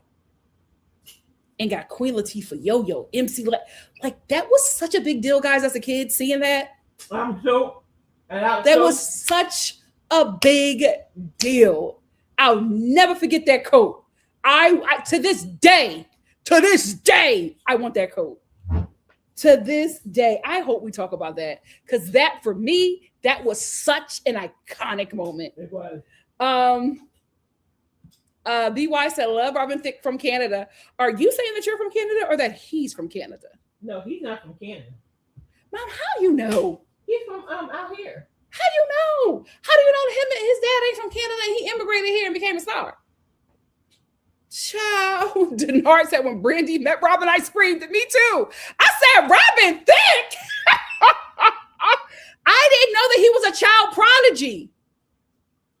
I just thought he was a rich kid that could hold a note. I thought it was Ariana Grande. CM said, no, Robin been around for decades. Him and Frank Ocean, Lonnie, bro, had Brandy sounding right. Frank Ocean? Stop being a hater. Ain't no way Frank Ocean was writing for Brandy. He was mad younger than her. That don't make no difference. Frank Ocean was not writing for Brandy at 6. CM said, no, I met Robin when he looked like Lieutenant Dan after that. Yep, that's what I met him too. Cameron said, yeah, Robin Thicke has been in the industry for years. He was writing songs for Khalees and Pharrell, told him to start singing his own songs. I had no idea. Shoni said, yes, I love long hair Robin Thicke when he was just known by Thicke. Yep. CM said, I wish he had been able to be faithful. Me too. But shout out to his wife because she said, you only get one shot. She said, I've been with you since I was a child. You want to play with me? Bye-bye. She said, we don't got nothing to work out. And never look back. Paula Patton said, never look back. Cameron said, yes, Nikki, I remember White Jesus, Robin Thicke. That's what I met him. BY said, Robin Thicke's father is Alan Thicke. Okay, thank you. A Canadian who played the father on Growing Pains. You don't know everything, Mama Store. Okay. Cameron said, you know, Robin Thicke wrote, can you handle it for Usher? And Paula is the female singing this. Paula Patton can sing. I want to know who. Do y'all know who the girl is? And that's what it's made for. Is that Paula? Oh, Robin. Oh, he got money. Robin got money, not just from his daddy, child. See, that's the thing. Not all Nepo babies are useless. That one, Robin, he made his own money. He ain't been happy since Paula. He got thick bags. Mom, stay up. This is not a reality TV reviews. This is book club. We have some decorum over here. You keep on wanting to go into the gossip. Denard said she knocked out that song in one take. That song in one take. I was like, Brandy, stop playing. Yep. Her and Whitney. DG said, when I Get You Alone was my jam. I never used to miss a Hall & Oates concert. Speaking of Philly, Blue Eye Soul, Real Deals. Yep. WNC said, don't forget, Robin Thicke's father, Alan, was a known philanderer. Oh, Lord, all over the world. Robin stated his father had him around for everything. Robin saw so much. Paula was his refuge. Yeah. HSG, Brandy loved her some Six Flags. LOL. They should have had her on their commercials back in the day. I wish that we got the reveal of who the guy was who played the dancing old man in them Six Flags videos. Like, you come out of hiding and get your flowers. Give Me Shelter said, Brandy has a wonderful voice. She's not the vocal Bible for nothing. Denard said, when Brandy was in a Del Taco drive-thru and heard her song from the car in front of her, bless my soul. That was such a sweet moment. Also, that's what I was about to say. She loved a Del Taco. Del Taco, read this book and do something with Brandy. You missed opportunity. Okay, because she loves Del Taco. They must be cheap. Huh? They must be cheap. Well, you know what? Listen, she got me intrigued because she stayed at Del Taco. Okay. DGF said, FYI, a young Mabel King and Esther Roll can be seen on HBO Max. And Melvin Van Peebles, Don't Play Us Cheap, 1973, which is on Broadway too. She had a gorgeous face. Yes. That's what I remember about her. I remember her. I used to confuse, Mabel King. I used to confuse her and Mahalia Jackson because of the hairline. Her and Mahalia Jackson had impeccable hairlines. Give Me Shelter said, you have a fantastic voice, one of those powerful, soulful voices. Me? Let's talk about Brandy. If you talk about me, then thank you. I will like to get to know. Mom! If I could be. By the way, Amuletto is a channel for writers, actors, and producers. It's not one channel, but they used to have Amuletto. Oh, like, tag me. Let me get over there and commune with my people. Cameron said, I remember my sister was obsessed with Brandy. My sister had her first album and she stayed watching. Me too. Your sister was me. I was obsessed with Brandy. I was obsessed with Brandy. I was obsessed with Clarissa Explains It All. I was obsessed with Blossom, and I was obsessed with Punky Brewster and Rudy Huxtable. Like, those were it. Those were my besties in my mind. C. Golden. C. Golden said the remix was everything. C. Golden. I will never, about yay short, about yay tall, about so big, about so small. Instincts lead me right up. Yeah. Listen, it was a moment. It was a moment. I will never forget. Don't take me back. Don't take me back. It was like Michael Jackson. It was like Michael Jackson. I will never forget this moment. It was the camera pan down, 42nd Street, lights everywhere. And it hits a stage and you hear the music and then you see Brandy pop into the corner in this pink plastic puffer jacket. And she goes, I would like to get to know. I was like, chills. I got chills just remembering that moment. I could not believe it because that back in the day, you couldn't have told me that I wasn't going to be a child star, right? So New York City, Broadway was so huge for me. So to see this Black girl that was like, that I could relate to, this Black American chick that I could relate to on that stage, shutting down 42nd Street in New York City, it was such a big deal. Why you wasn't a success as a child star? Because I told you I wanted to be a kid. This is the thing. This is where me and Brandy differ. I was going back and forth to them auditions. I was just like, I want to be a child. And they was asking you to do certain things. They was begging you. Unlike Brandy, I chose the roller coaster. I said, I want the roller coaster. And shout out to my mama because she said, okay. Okay. Tell her how to do a couple. Yeah, also, it was the stuff that they were trying to get me to do as a kid. I said, no, where's my mom? So I was also difficult because I would not do certain stuff. Like, no, you're not gonna get me. And I was also a really, really good kid because I would always be like, I need to ask my mom first. And the directors hated that. They were like, no, your mom cannot be here for everything. I would be on auditions like, I got to get my mom. And they did not like that. Hey, Just G said, OMG, Nikki, they did not talk about the remix at all. I was surprised. Yes, they didn't? That was such a huge moment, Brandy. What? She did talk about the remix. No, she doesn't talk about it in the book. She did. She said, we went to somewhere and did the remix. No, I'm talking about that moment, her shutting down 42nd Street. Oh. That was a big deal. She was like, what's she like, 15? Ciao. Cameron said, yes, Nikki, people don't know that Brandy made puffer coats a fashion staple. Puffer coats and Blossom popularized the mushroom hats, but Brandy really put it on the map. Yeah, I mean, Frank Ocean was not writing for Brandy back then. Maybe now, but not, So Seth said Robin Thicke is Canadian, but he was in high school in the States. That's where he met Paula Pad. Okay. In Hollywood High.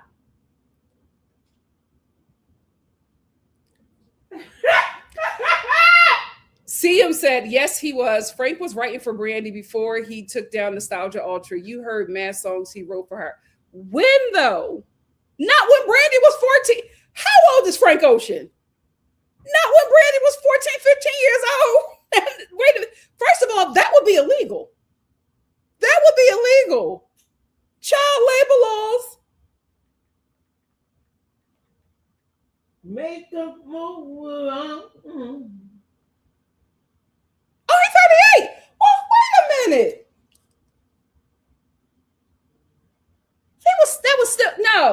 He was still very young. No, he wasn't writing for Brandy when she was a teenager, y'all. No, nuh-uh. CM, who is your source? Because you're starting to sound like my mom. You're starting to sound like my mom. Dinar said Del Taco is slept on. I'm gonna hit him up this weekend, see what Brandy's talking about. I'm not going to Del Taco. See, Golden said Mabel King's voice was so velvety. Absolutely. Absolutely. Y'all like her song as the mom in The Wiz, her final song in the mom as the Wiz in The Wiz. Woo! She will take you to church. Spency said the old man dancing in Six Flags. Six Flags is out here killing it. Where is he? He should show himself. He should show. Oh, thank you. What's a sunny day without you? Just another 24 that passes by. Thank you so much, guys. DGF said Gloria Loring is Robin Thicke's mother. Her biggest hit was Friends and Lovers, a duet with Carl Anderson. There are videos on her variety show in the 60s and 70s.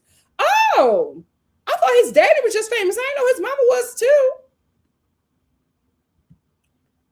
You are right. You are right. I'm talking about the baby video. Thank you, Win. I'm talking about the baby video. Baby. Yes. You know why I confused I Want to Be Down with the baby video? Because I'm thinking about the dances they were doing. They were doing I Want to Be Down in the baby video. I gotta go watch that again.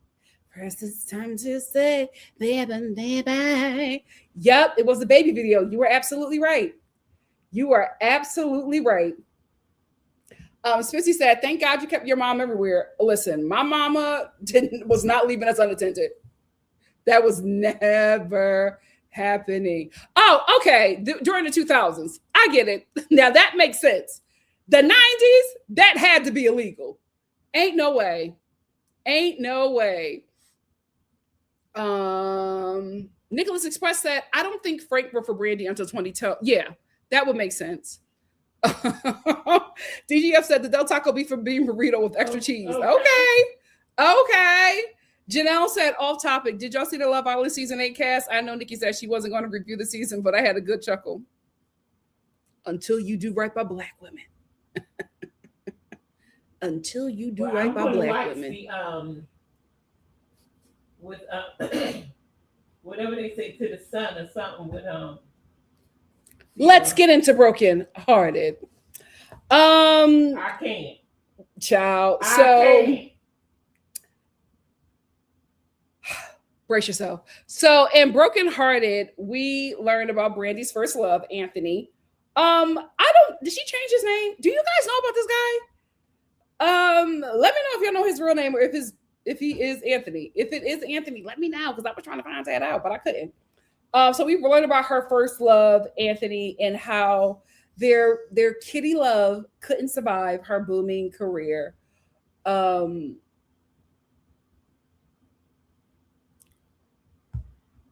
I think it was very smart for her. Keenan? No, I don't think it was Kenan Thompson. I think it was very smart for her to speak about this relationship because it's in juxtaposition to the relationship with Wanye and how this relationship with Anthony was two children of the same age who were very innocent and discovering and learning. And there was care there and there was patience, right? And she speaks about how it became very difficult to keep that relationship going because her career was taking off very, very, very fast. And so with her being so busy, they became very distant. And then she discovers hard to talk because first of all, she was dealing with time zones and it just became a very difficult relationship to maintain because of her. They didn't have cell phones. And because of her career. And then she talks about how he got really, really distant, and she finds out that the family trip that he went on, he, lost his virginity to another girl, and he felt really, really bad. So he was keeping his distance with her and couldn't really talk to her. And so she just basically is explaining to us about how, she was going in one direction and he was going in another, and how her career was taking her one way.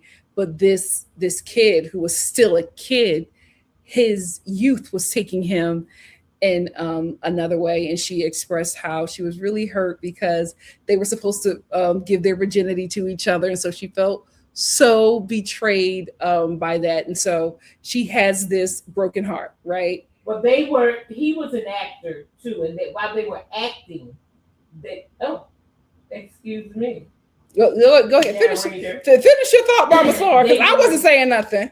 they were actors, and in the acting circuit, they were able to, keep in touch or whatever. Mhm. But when she started her album, took Yeah, off, who is the guy?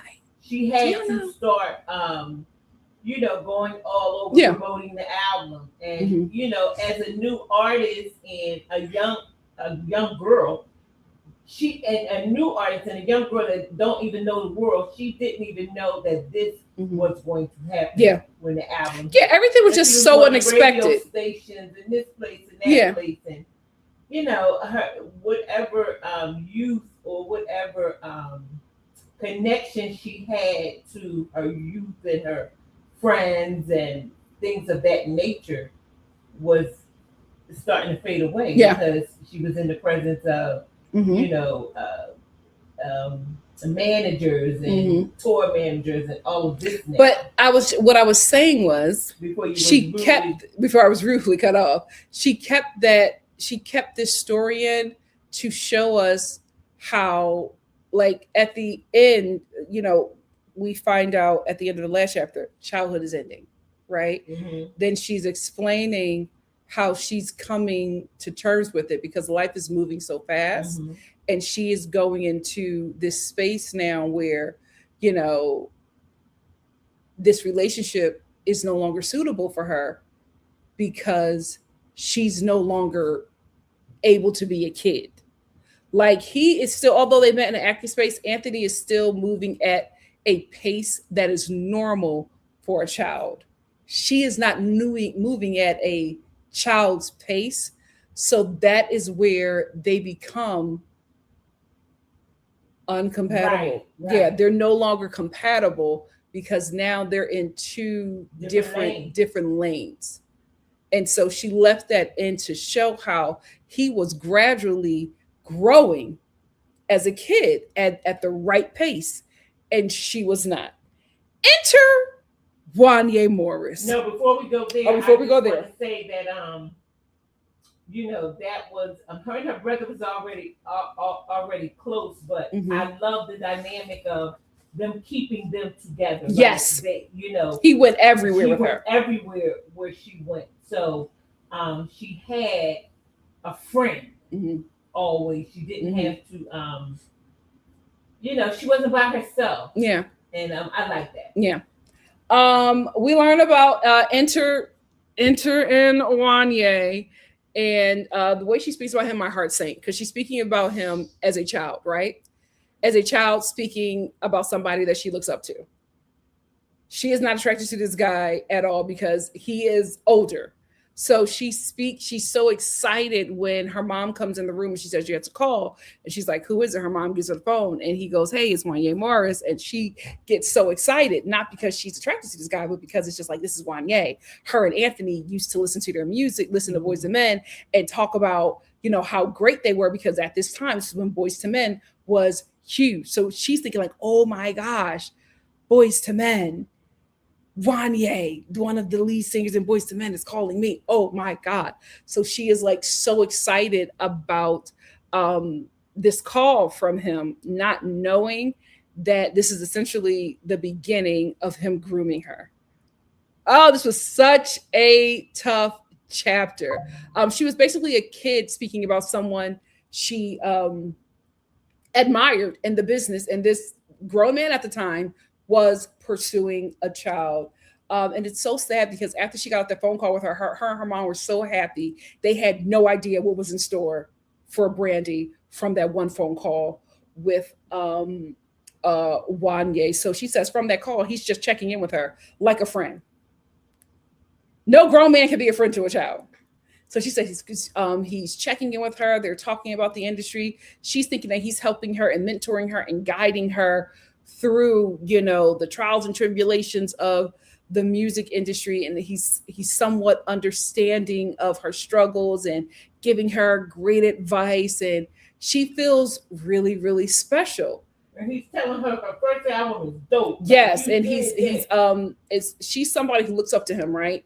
To have somebody who looks up to you, telling you that you are great and loves your work, that's making her feel good. That's making her feel safe. Mm-hmm. That's making her feel comfortable with him. If anything, she looked at him as a mentor, like a big brother. Had no idea that this man is grooming her and preparing her for a very hard part, a very hard season in her life.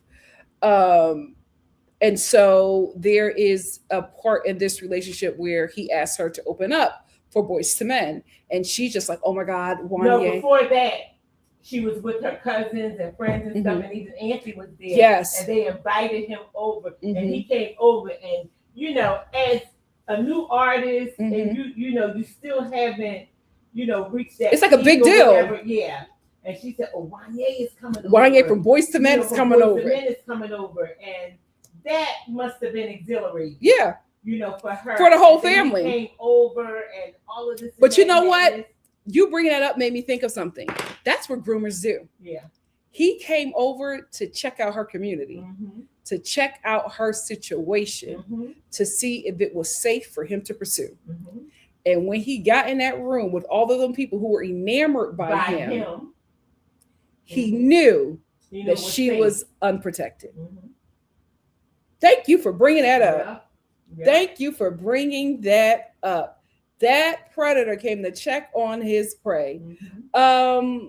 It's really sad because she's very excited about, getting the opportunity to open up for them. And he asked her to do it. So she's like, "Oh my God, Wanye from Boyz II Men thinks that I'm good enough to open up for them on tour." So she was really excited, not knowing that this was, again, another part of the grooming, because right before she goes on to perform, he's right there. Gives her a hug. Before that, she turns sweet 16. She turned sweet 16. Oh, yes, you're right. She turned sweet 16. She has a birthday party at Hard Rock Cafe as her relationship with Anthony is ending.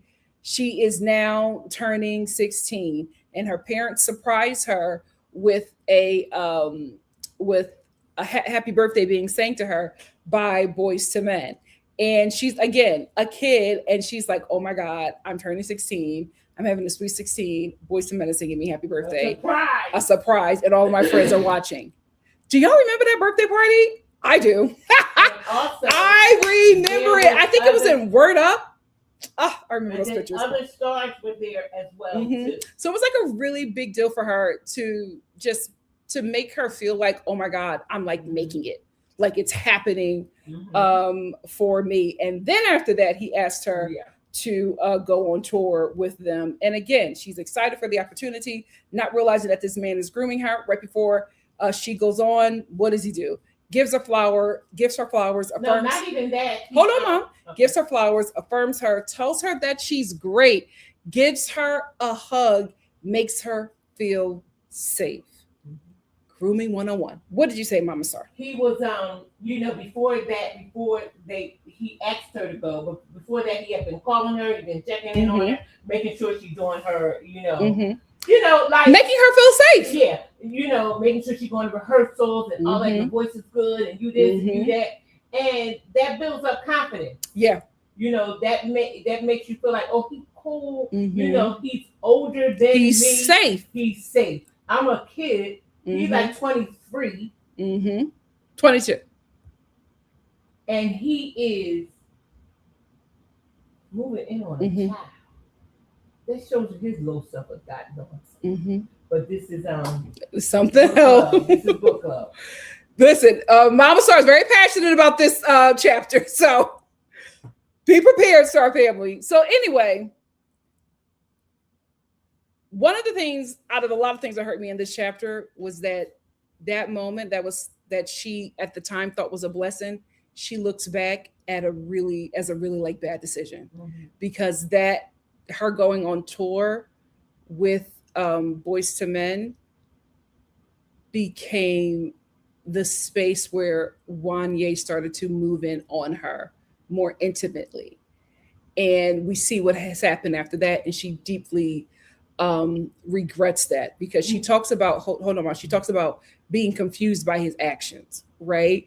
She's like, he's hugging me longer, He's staring at me, giving me compliments in a way. And now I'm starting to feel things that I never felt about him before. She's like, I'm being very confused because I'm just like, am I seeing it? Am I, and I'm imagining this, or what's happening is like really happening to me. And she said it goes from me admiring this guy to now I'm writing in my diary about him. Now all of a sudden I'm feeling these things for him that I never felt before. And it's just extremely confusing because I didn't feel that way before. And I'm like, how did it get there? She doesn't realize he has been dropping, he's been planting seeds, he's been pulling seeds and planting seeds the whole time. What do you got to say, Mom? What I wanted to say is it puzzled me and it hurt me that she's on the road and her mother's not there. I see she didn't speak about that, so I'm not sure if she was there by herself. No, she wasn't there by herself, but the record label or the tour manager or they hire somebody, but they're not.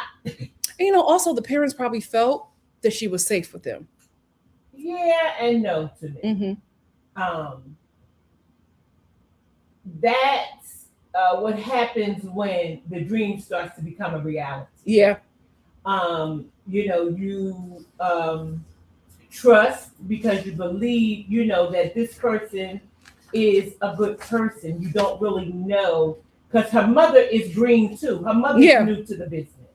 So, Wanye, now they got her on tour. This is her first tour. You need to be there. She's never been on tour before. She's 16. But we got the tour manager, we got the house mother, and she's going to be safe and things like that. These are the things that predators or things like that say. And when you don't know, when you're unschooled, when this is your first rodeo, you believe it. And I can't be mad at her mother because she didn't know what she was doing. She didn't know, and she was a tax lady. And she quit her career to support her child. This is a whole nother world. This is a whole nother level. Y'all coming from Mississippi to Carson to LA was a shock. And then for your daughter to start taking off, because she started taking off in acting, and then music and then acting, and then it's just so much. And her mother being her manager probably was convinced that, or she might have been on some of the trips and not all of them. You know what I mean? Because they do go out without the parents. At some point, they do, ditch the parents. And, I'm sure her father was the one that was working to take care of the family, so he couldn't go. And the mother, at this point now, she's, I don't know if Ray J was able to go with them because he was a kid as well too. But this gap in protection is what bothers me. I do think that she's going to talk about that because she has talked in interviews about how she had to fire her mom as her manager and rehire her as her mother. So I think that is going to come up at some point. Yeah, because she was left alone or left with people, and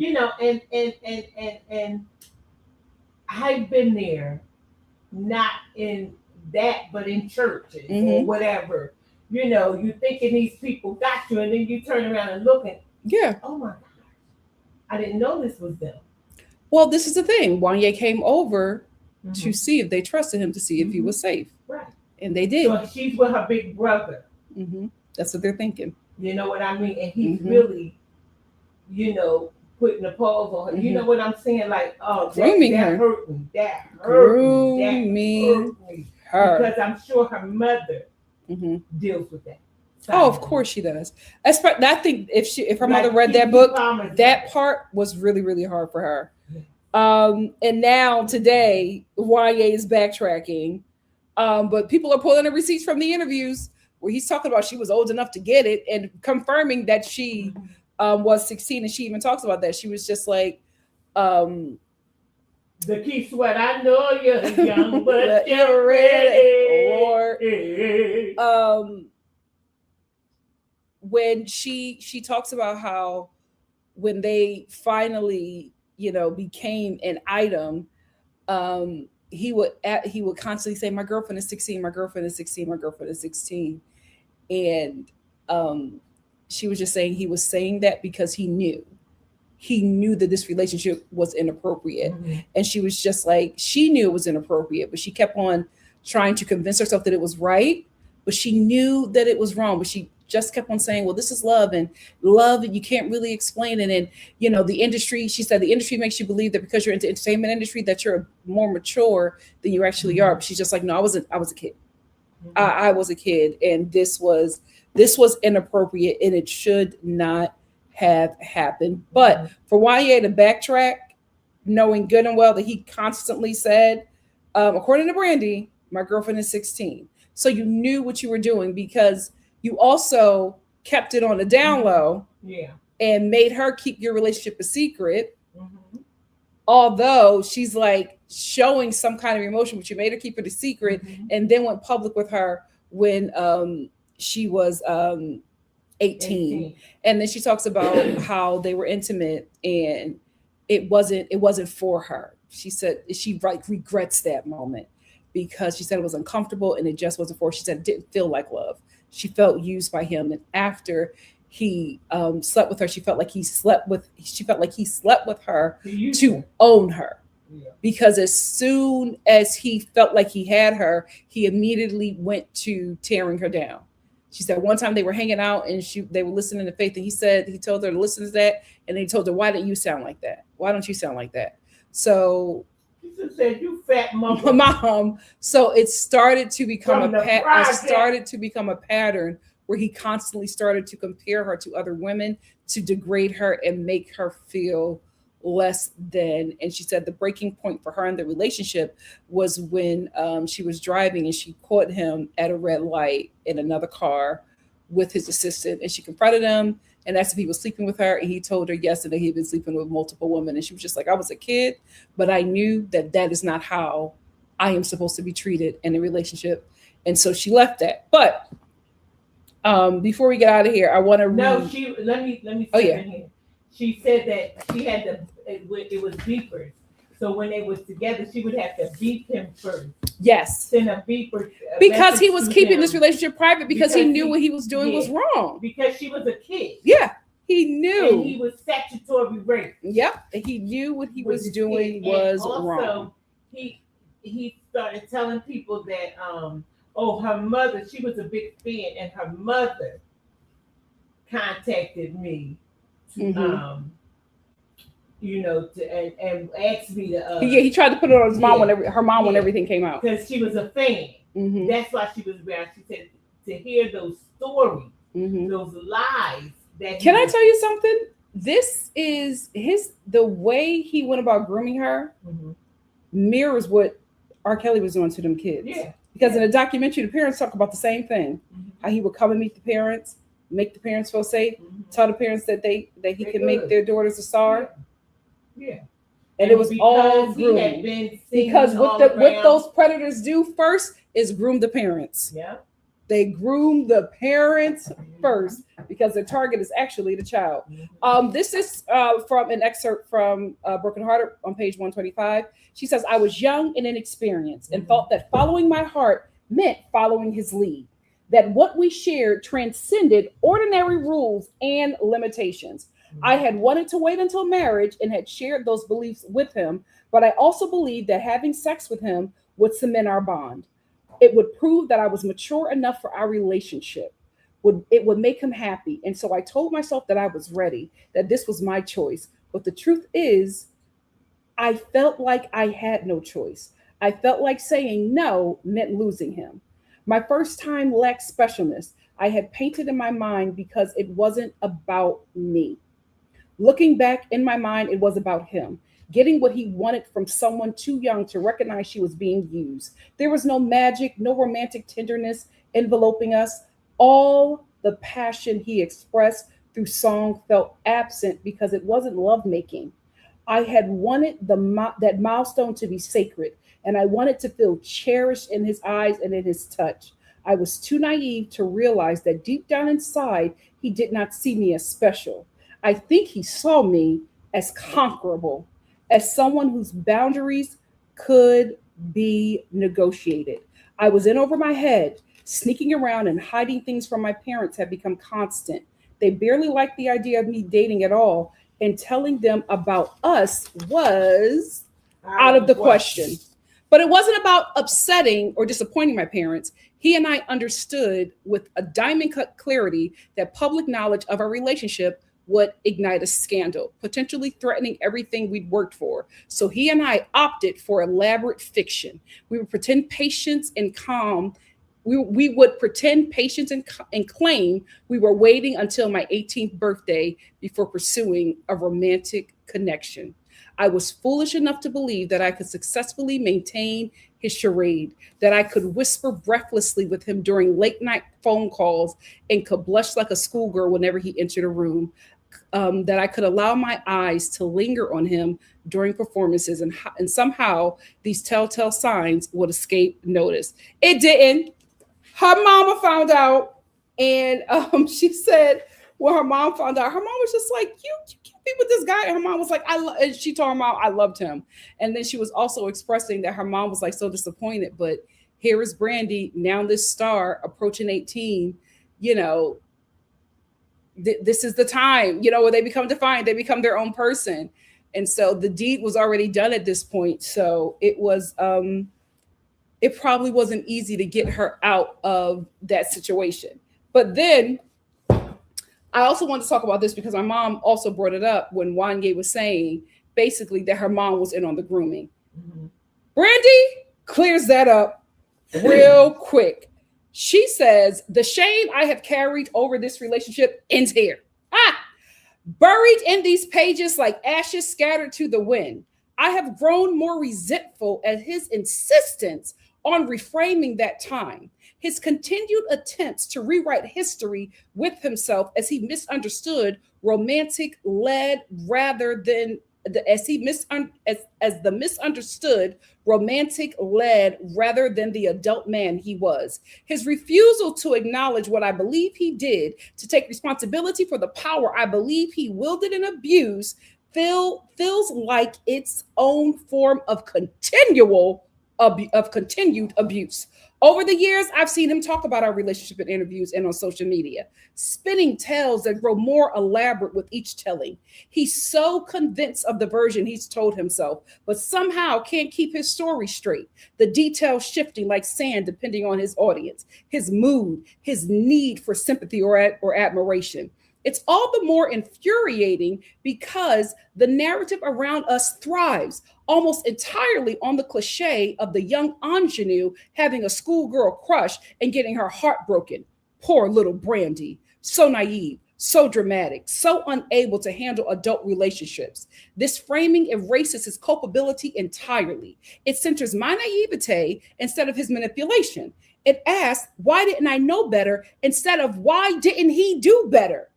This idea that I was head over heels in puppy love and he had to let me down gently, like he was doing me a favor by breaking my heart. Like I should be grateful for the lesson and the disappointment he provided.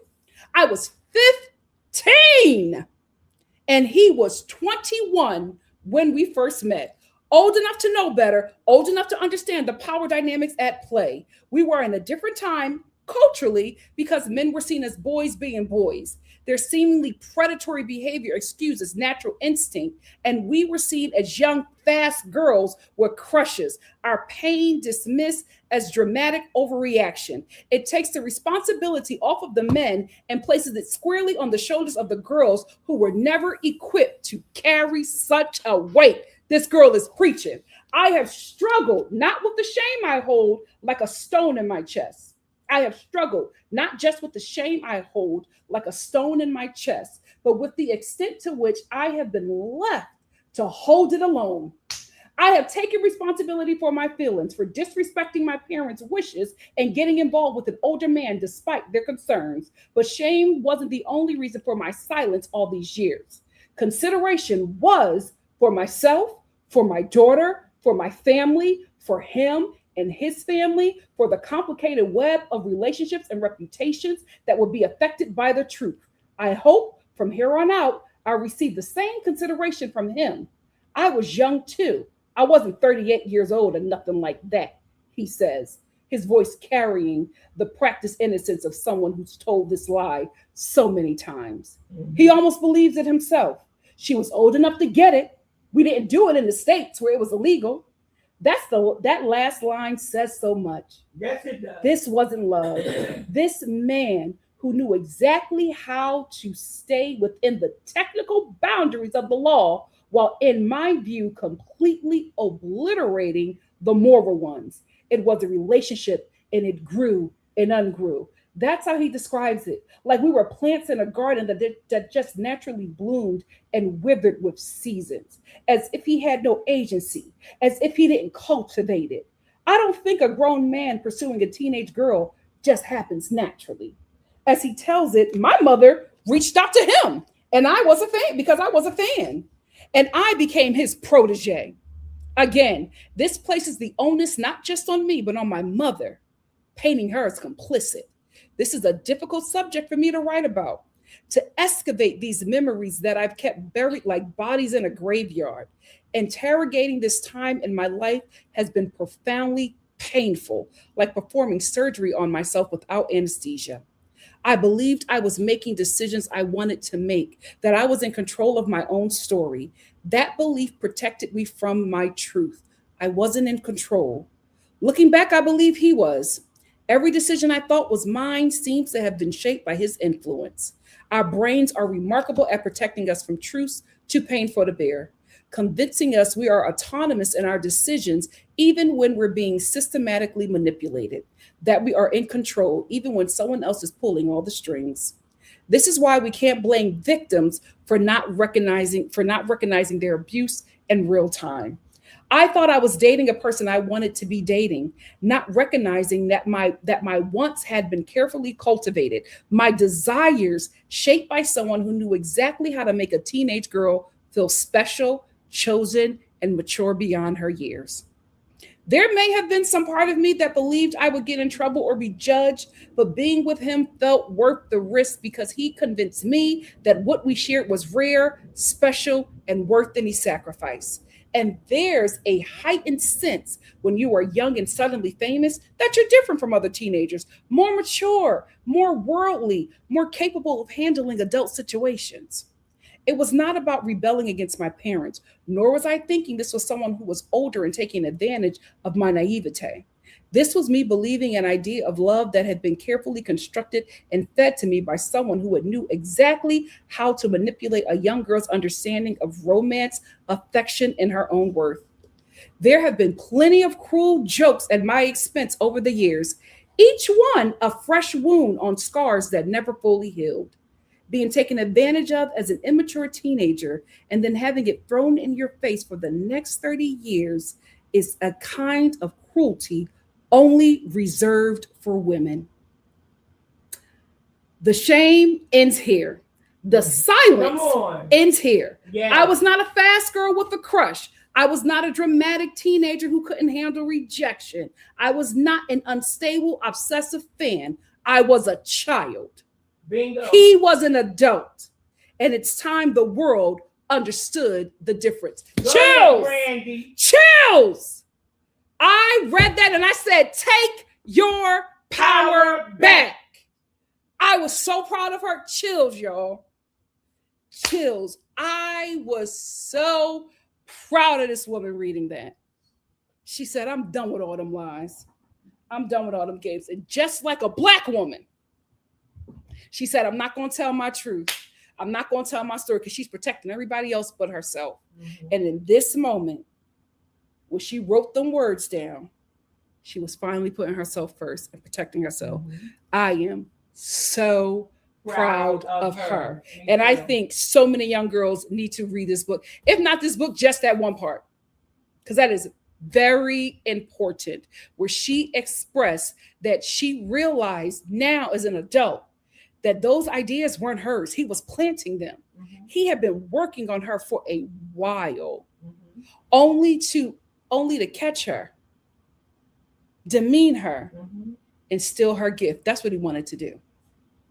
She's lucky she got out without He's that still man her trapping her with a star. baby. Yep. Because And that still was her coming star. next. Yep, and still her star. That's what they want to do. Everybody wants to clip this girl's wings. They see her anointing. They see her talent. She probably did get pregnant. That's probably how her parents found out. Well, listen, you know what? I don't want to do the Janet Jackson and the DeBarge, but I'm so glad that she took her power back, and I was so proud of her. What a read! What a read! Why she never said anything. Yeah. That's probably why she never said anything. Well, we're not going to speculate, Mama Star. Okay. We're not going to speculate. Okay. Thank you. Thank you. CM said Robin had her right when she was younger. Frank was when she was older. She sounded good with him. F whatever producer played her. Oh, child, we're going to get into that. Hey, just she said F1. Yay. I know that's right. DGF said, I'm going to try Love Island this season. Episode 1 better be great. I'll tap right out. So have fun. Hannah said, I saw people talk about season 8 and the cast is giving yikes. They have a cop and found that 2 of the of course. Janelle said, Wanye never sat right with me. Even as a child, he seemed off. I was disappointed. I'm telling you, when it was alleged that him and Brandy were dating, I was just like, what is going on? Because like Brandy, yes. I'm a child. I'm just like, why is she with that old man? That was so weird to me. You know, when you're much younger, 20s, 22 is old, right? But I just thought it was so, I did not like that. I did not like that at all. Cameron said, I brought it up yesterday in the live that Love Island had to put out a disclaimer posted telling people not to be negative to anyone on the show this season. Probably because they got regular degulars in a cop. Shoni said that bobbleheaded Wanye child. CM said, do we have to discuss that mess with that man? We had to. Because what I liked about that chapter was that she took her power back. I love that. She said the silence stops here. Amen.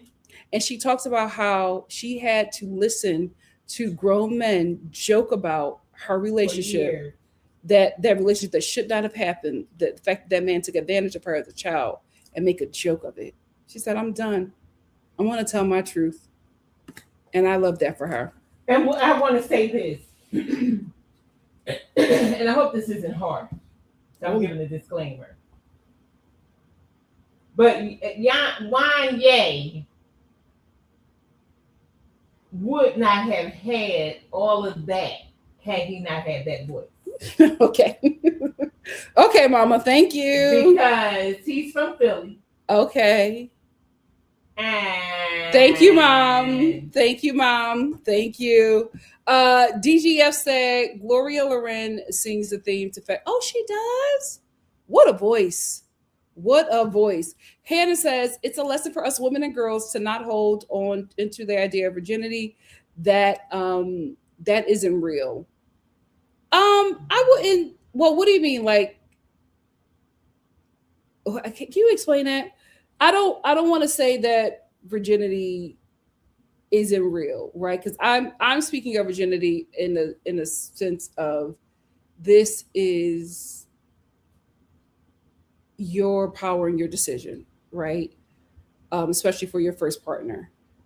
In the religious context, I absolutely understand what people are saying about that, but I also feel like girls are pressured into making sexual decisions very early in life that later end up feeling like coercion, because it essentially is. So I want young girls and women, to be proud of choosing themselves first and not rushing into a sexual relationship with a man that could produce some harm later on. So if you're speaking in the context of the idea of virginity, meaning that a woman is pure because she has to have sex or no longer, I agree with that. But I also don't want to put out there that being a virgin or abstaining is not a good thing.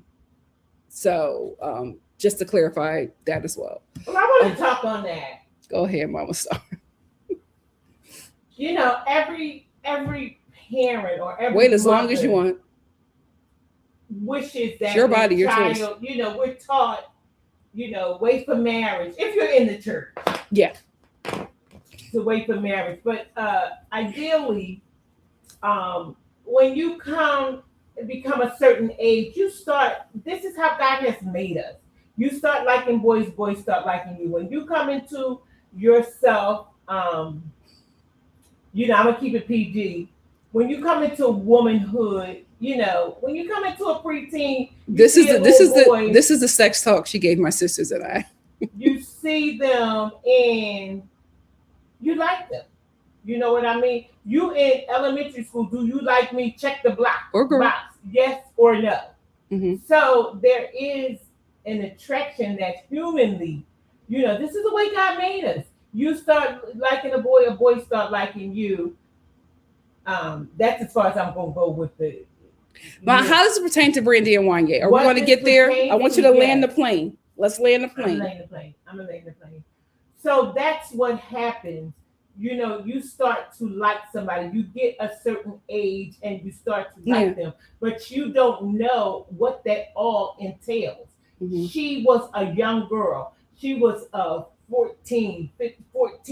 She liked the actor guy. Period just started. You know what I mean? And here comes this old man circling her, confusing her. You know, then she's her fame opens up and she's hearing it, and people are coming to her show.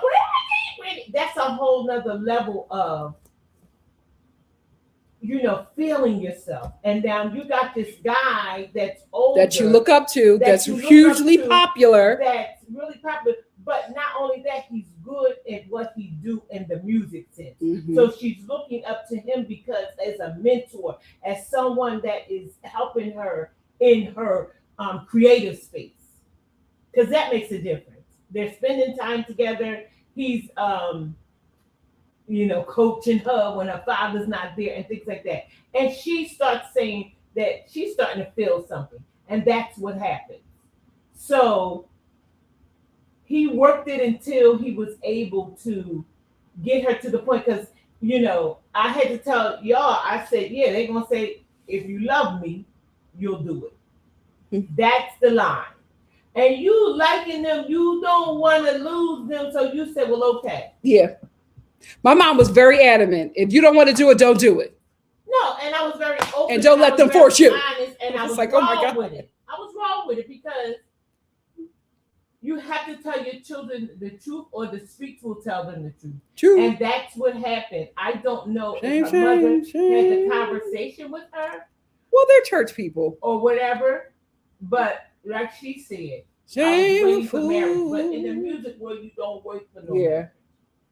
You know what I mean? So I just feel like he played on her emotions, on her beliefs. Yes. He played on her being a naive girl. Yeah. That's what they all do. They like to get them young. New to the business with her. That's why I always say, do not age shame another woman. And she because it's all made up. He probably was telling her, I can get you, or I can do this, or I can introduce you. She don't know. She new to this business. Mm-hmm. So she's leaning on every word. So when he say, well, we come on, ain't nobody gonna know, but we can't tell nobody and this and that. She believed in it. And that's what happened to her. She was a young girl that started feeling feelings that turned into love for her first real love, you know, by somebody that was you know, like a Michael Jackson or something to her. He was big to her. So she, you know, it's not strange. I'm just letting y'all know that I'm riding with her. I feel bad for this young girl because Wanye, somebody put in the chat that she need to tie up that extension cord and go over Wanye house. And I'm riding with her. I go with land the plane, Mama Star. Have we arrived at our destination? We have. I just wanted to say that as a young girl and young girls, we go through that because we want the approval of this dude that we like. We want to We learn from a young age we want to please them. Mm-hmm. And that's what happened. That's what happened to her. And that's what happened to so many of us. Mm-hmm. That's not Brandy, but we are Brandy.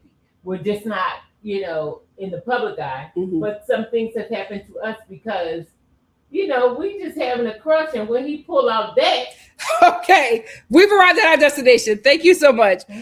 Thank you also, Mama Star, for giving the Star family the talk. Hannah said, I used to hold into the concept of virginity because of my religion, same, until I learned that it's an invented concept, just like the rapture. Like everything is made up. Everything is made up. BY said, Wanye should have left Brandy alone. Too old for her. She was still a child. Yep. Shoni said she was 15. He was 21 when they met. Yep. Cammie said, so was the other woman Adina Howard? Well, she said that it was his assistant. I think it was Adina Howard because Adina Howard told the story. Adina Howard told the story, Brandy. CM said, now where have I heard this type of behavior before recently with an actress and a rapey actor? Oh, yeah. Yep. Hannah said, yep, he prepared the groomer. They will listen. He was with Adina They Howard. will put in time. They will put in time. Dinar said the fact that it makes it worse is today Wanye is bragging about this today as a big accomplishment. Being gross like, sorry, this isn't cute or funny. Yep. Didn't care for the girl at all. WNC said lions don't exert energy unless it's low effort and a sure thing. Something to think about. Message. Zora said 15 is sophomore in high school. 21 years old is a senior in college graduate. Wanye's a creep. Cameron said, I was too young to remember Brandy's 16th birthday party, but I do remember Brandy going to prom with Kobe Bryant and Kobe actually being on an episode of Moesha. Me too. But she was too young for that.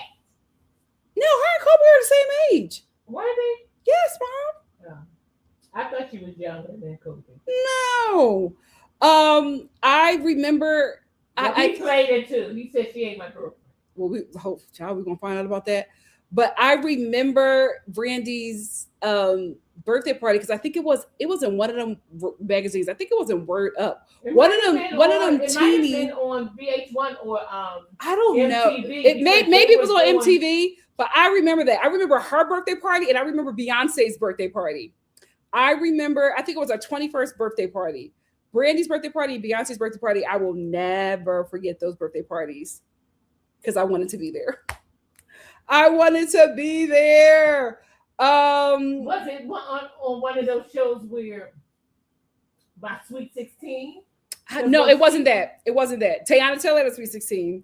I remember watching that, but no, it wasn't that. It was like coverage of it. I'm not sure the magazine, but I remember it. Spency said, where were her parents? Child, in and out. CM said, that's why Matthew stayed on them folks. Yep. Now, so you can say a lot about Matthew Knowles, but he didn't let them kids go nowhere by themselves. Hannah said, as much compassion as I have for our parents, I feel like it could have been prevented. Better decisions could have been made. Absolutely agree. Give Me Shelter said, predators are good at what they do. I don't blame our parents unless they refuse to remove the harm or excuse. This country is just an unsafe mess. You also have to realize he groomed them too. And made them feel safe. But also she was starting to be the breadwinner. Yeah. So when they become she's also a teenager at this point. Mm-hmm. You know what I mean? She got her period. She making all this money. She's smiling herself.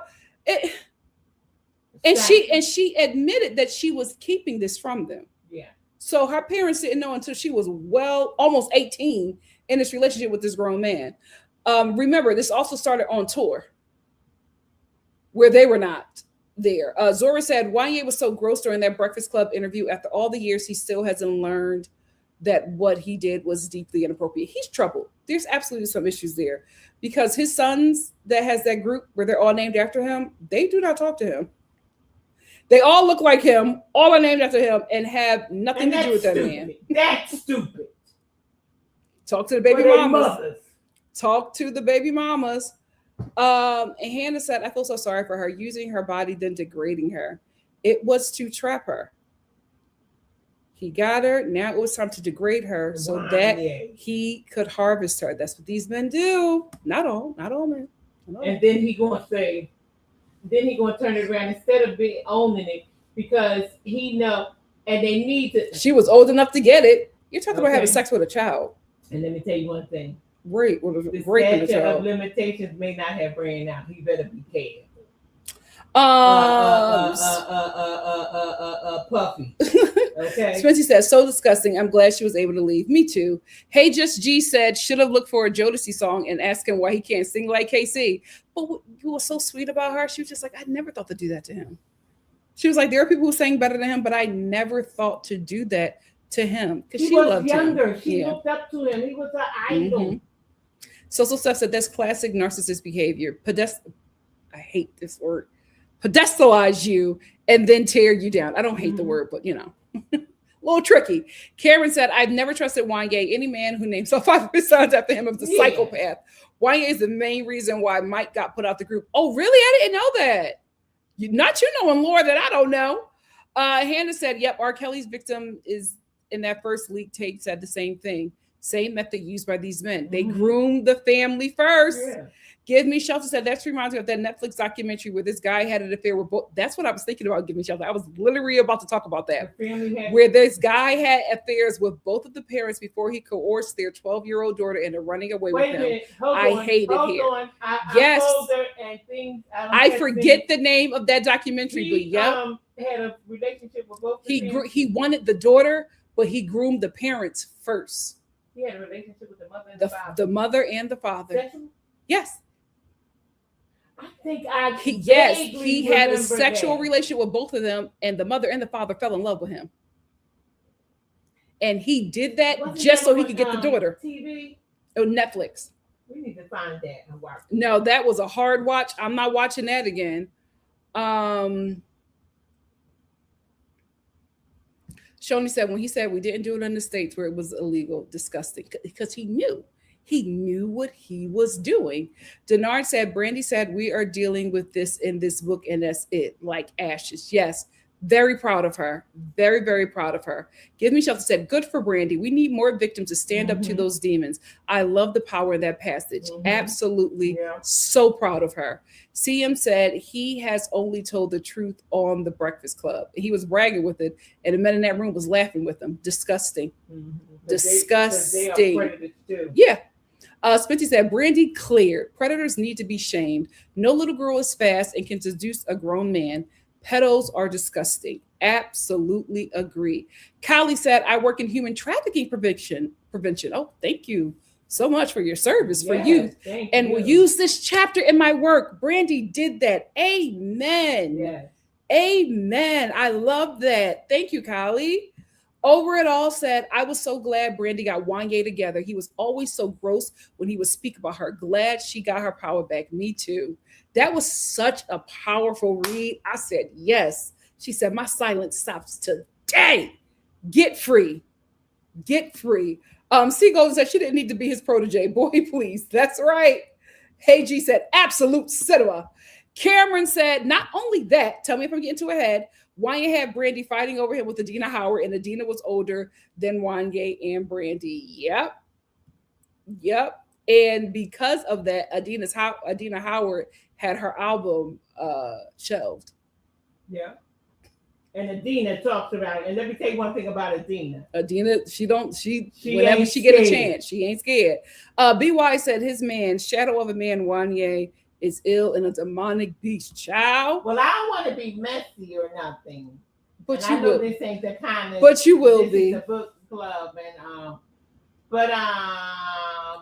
I hear that Beyonce don't like her behind Jay-Z. Brandy or Adina? Brandy. I've never heard that, and we will not be doing that. Those are my friends. Those are my friends. I grew up with them. Mama Star, please. Mama Star.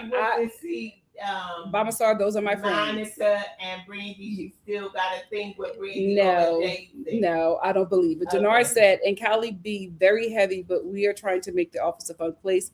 Thank you for your work as well. Yes, thank you, Callie, for your work. Star family, I need y'all because she did not speak to her. She went to see Monica, went to her dressing room. This and is even Ray J had Jason said Lee. yes. Thank you for poisoning my mother, Jason Lee. CM said, I can't say what I want to say on YouTube, but I hope she gets some cousins with jars. Oh, Lord. Okay. DGF says she took her power back and protected her daughter. Yes.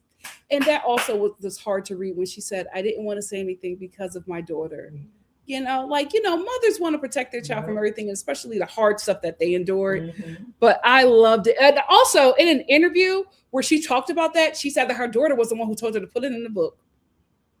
That her daughter was like, Mommy, that's your story. Tell your story. That's what Latoya with my book. Oh. Nah. not you and Toya, Brandy and her daughter. Yeah. Shoni said, Wanye needs to get that braided extension cord. Sure do. K-Dash said, I think the idea of purity could be what that's what I eventually got. I just wanted to clear that up because I didn't want people to think that, abstaining or whatever it is not a smart choice. Do what is best for you, especially when you're younger. If he can't wait, kick him to the curb. Do it when you're comfortable. CM said, I held on to mine because I don't want to get trapped. Ciao. Brandy got me thinking. I was like, I was about to get out there. And now I'm just like, I don't know, Brandy. DGF said, not PG, straight up, no chaser. Please, Mama Star. Yes. Hannah said, I wish I had a sex talk. I was only told to not do anything nor date. No, my sisters and I knew that as soon as you got your period, you were having a sex talk with Mama. She got some condoms and cucumbers, set me down and said, let's go. And I was like, Brandy, I was like, I want to go outside and play. She was like, no, we're going to have this conversation. Spency said, it's so disgusting that happened to Brandy. I'm glad she took her power back. Me too. Remember I told you, I said when a man. Yes. When a man stands in front of you naked, your body is going to feel something. And that's okay. It was such. First of all, you know how my mom is. She was so dramatic animated with this sex talk. I was so uncomfortable. I was just like, don't worry, I'm not doing this. When do not move. You naked, girl, she said you're going to feel, your body's going to react. And that's okay. Here's what you do with that reaction. Girl, it was so intense. I was so uncomfortable. DGF said, I was trying to get me a Farrah Fawcett styling hat and some stuff for our Barbie town set up when I was 13, 14. So naive. Yep. I still think I had Barbies. I still had Ariel. No. Yeah. Ariel. You had all of that. I had everything. I even had the Brandy doll. Like, I had everything. Like, you're still a kid. But Zora said, telling a different story. Thank you, and Mom. Sonia should have had that conversation. But they were heavily in the church too. Mm-hmm. So they were naive. They were naive just like Brandy. Mm-hmm. Zora said, this is reminding me of how we're socialized into patriarchy very young. The idea that you have to keep a man, that you're special because a man picks you, that you have to have sex to not be let. Thank you. Very young. And it comes from the church. Speech. Mm-hmm. Yes, thank you. Hey, just G said Kobe was a year older, Mama Star. Okay. That's it. I think it was people. Was people around at that time? No, people. There wasn't a teen people at that time. Because I told you, I have the first teen people, and it is Vitamin C, Beyonce, and Kelly are on the cover. I'll never forget that. That was such a moment.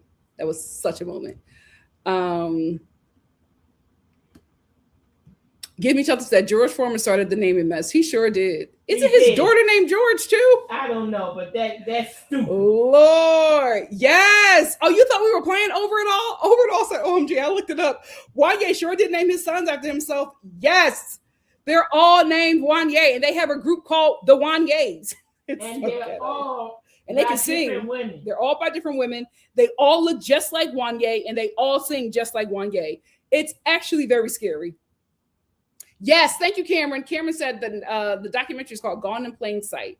It was very, very, very disturbing. So Steph said Brandy and Beyonce are definitely not cool. And the mother. Yeah. So stuff said Brandy and Beyonce are definitely not cool. It might not be beef, but they aren't cool. Oh Lord. It's me. I gotta get my besties together. Tia B has said they made a series about the family on Peacock called A Friend of the Family. That host, oh really? I didn't know that. I didn't know that. Yes, Spency. Spency said, didn't that horrible man on Netflix kidnap that baby? Yes. And she was convinced she was in love with him. Like he groomed the whole family. And he put in work. He put in work, child. Oh, I remember that movie because the father was sneaker off. Yes. Zora said, I have so much respect for Mama Star for giving you the talk in a way that was affirming and not sexist. I know it wasn't comfy for you, Nikki, but I'm happy you got the talk. Yeah, I'll never forget it. I'll never forget the cucumbers. I'll never forget it. She told me to make sure I had to check, make sure the condom ain't pierced. I am a child. I'm like, what are you talking about? Oh, Lord. It was such an intense conversation. I'll never forget it. Oh, you had the first issue of People too? Oh, DGF. The memories. I ran to Barnes and Noble. Ran to Barnes and Nobles to get that. Cameron said Vitamin C, Beyonce, and Pink were on. Oh, I thought Kelly was on the cover too. Maybe it's because back then Kelly had that pink stripper hair from Bootylicious. Oh, it was Pink. I thought it was Kelly. Yeah, TB, he took her twice. He took her twice. Who? In a documentary in plain sight. That man groomed that whole family and they let him. When the dad talked about it, I said, wait a minute. He got the father too, and the man wasn't a looker. He was not a looker. They never are lookers. They never are lookers. Anyway, Star Fam, I can't feel my legs. We've been here almost 3 hours. Thank you so much, Book Club. This is the second meeting. I was nervous. Like I get nervous every time because I've just never done this before. So I'm open to feedback. Please email me and let me know. I've never done a book club. Like the video, hype the video, share the video. I just never done this before. So it's just like day by day, we're going to figure it out. But I'm glad that the first book club is with this book because it's such a good read. And Broken Hearted was such a good chapter. It was sad, but I loved how she ended it. I loved how Brandy took her power back. I am absolutely so proud of her. Next Thursday at 5 p.m. Pacific Standard Time, we are going to read from, I think I want to keep the same amount of pages. We are going to read, I want to get it for you. We're going to read from A New Day. I would like to get to know. We're going to read from A New Day is Dawning.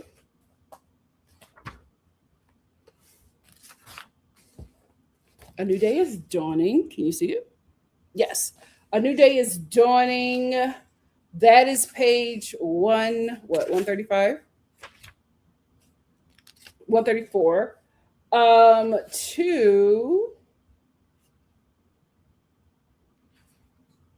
Can you guys, let's just finish. A New Day is Dawning. Not enough. I mean, it's going to be a whole week.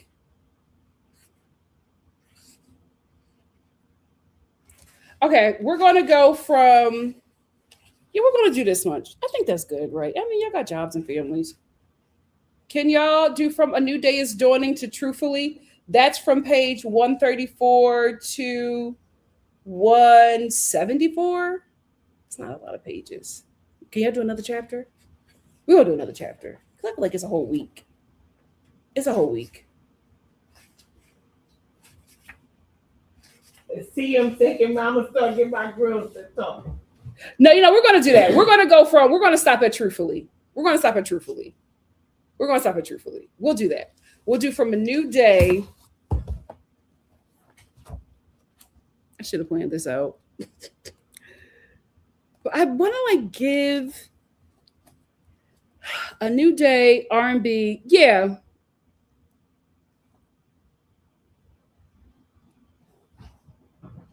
I feel like Truthfully is going to be so good, though. Okay, no, this is what we're going to do. because I feel like it's a whole week. We can do it. We're going to do from A New Day is Dawning, and we're going to end at verses. That's where we're going to end. I feel like we're almost going to finish this. I want to take it slow. I feel like after verses, so it'll be next week and it will be done. New Day, R&B, The Ferris, Truthfully versus The Girl. Yeah, we're going to do A New Day through Truthfully. That's what we're going to do. So we're going to start at page 115 and we're going to end at 190. That's not bad. No, I'm sorry, 135. We're going to start at 135 and we're going to end at page 190. So we're going to do A New Day is Dawning. That's one chapter. Then we're going to do R&B. Then we're going to read The Fairest of Them All. And then we're going to read Truthfully. Yeah, that's not bad. That's not bad. For a week, I feel like we can do it. And also, if you have not read up to that, I think it also gives people time to read up to 190 who have not been caught up, to catch up to that. And then after that, after next week, the week after is going to be our last book club because we're going to be done with the book. So I think next week I'm going to put up a poll for our next book. Yes. If you want to keep it going. I'm having fun. You should put the poll up this week, give people a chance to vote and then give us a chance to get the book so we can go right into the next book. That's what I'm going to do next week. I'm going to put up a poll. You gotta put them there. You don't know people money, they may not get paid this week. Okay, I'll put it up tomorrow. Oh my gosh. Look at us getting through books. I'm so proud. Mama Star says, please, Star family, don't forget to like, comment, share, subscribe to the channel, and tell a friend to join us. We always have a great time at NikkiStar TV. Yes, like, share, hype, please. Hype, please. So you guys are good. The last page is 190. You guys are good. Okay, so you guys are good for 135 to 190. Yeah, I think that's good. Oh, give me something to say. I had the audio book. I'm getting caught up over the weekend. Perfect. Yes, CM, this is absolutely going in the newsletter. NikkiNicoleStar is not here, but I will put in a description box. I have a form that I want you guys to fill out because I'm collecting everybody's email because I'm going to start sending out a newsletter to let you guys know what we're going to be doing. I think at this point now we have 100, but there's over 17,000 of us. Let's get on the ball, guys, so we can stay connected because, some of you follow me here on Instagram. Some of you follow me here on YouTube. But some people are out the newsletter. Yes, some people are out of the country. The newsletter is a central place for us to get all the information at the same time. So it'll be in the description box. Sign up for that so I can send out the information for the newsletter. And I will see you all tomorrow. Tomorrow we have so much stuff to talk about. We got to talk about them Love Island people. You know what? It's so much to talk about with Love Island. I said I'm not going to review it. I'm not. But we'll talk about the cast because you guys are going to ask me about it anyway. So tomorrow we'll talk about the Love Island cast, and I'll be watching. Yeah, I want to do another video. Because Sierra's going to be on there. I want to do another video, so we're going to see. Stay tuned. But I'll see you tomorrow, absolutely, for a Love Island video. We're just going to talk about the cast, and then we'll get into some other lives later on in that day. Thank you all so much for joining me. I truly appreciate my book club baddies. This is my second book club meeting. I'm figuring it out as we go along. The next book, it'll be so much better, but this was fun, and I appreciate you all supporting me. I love you all. I'll see you tomorrow. Bye. And I'm only Mama Star.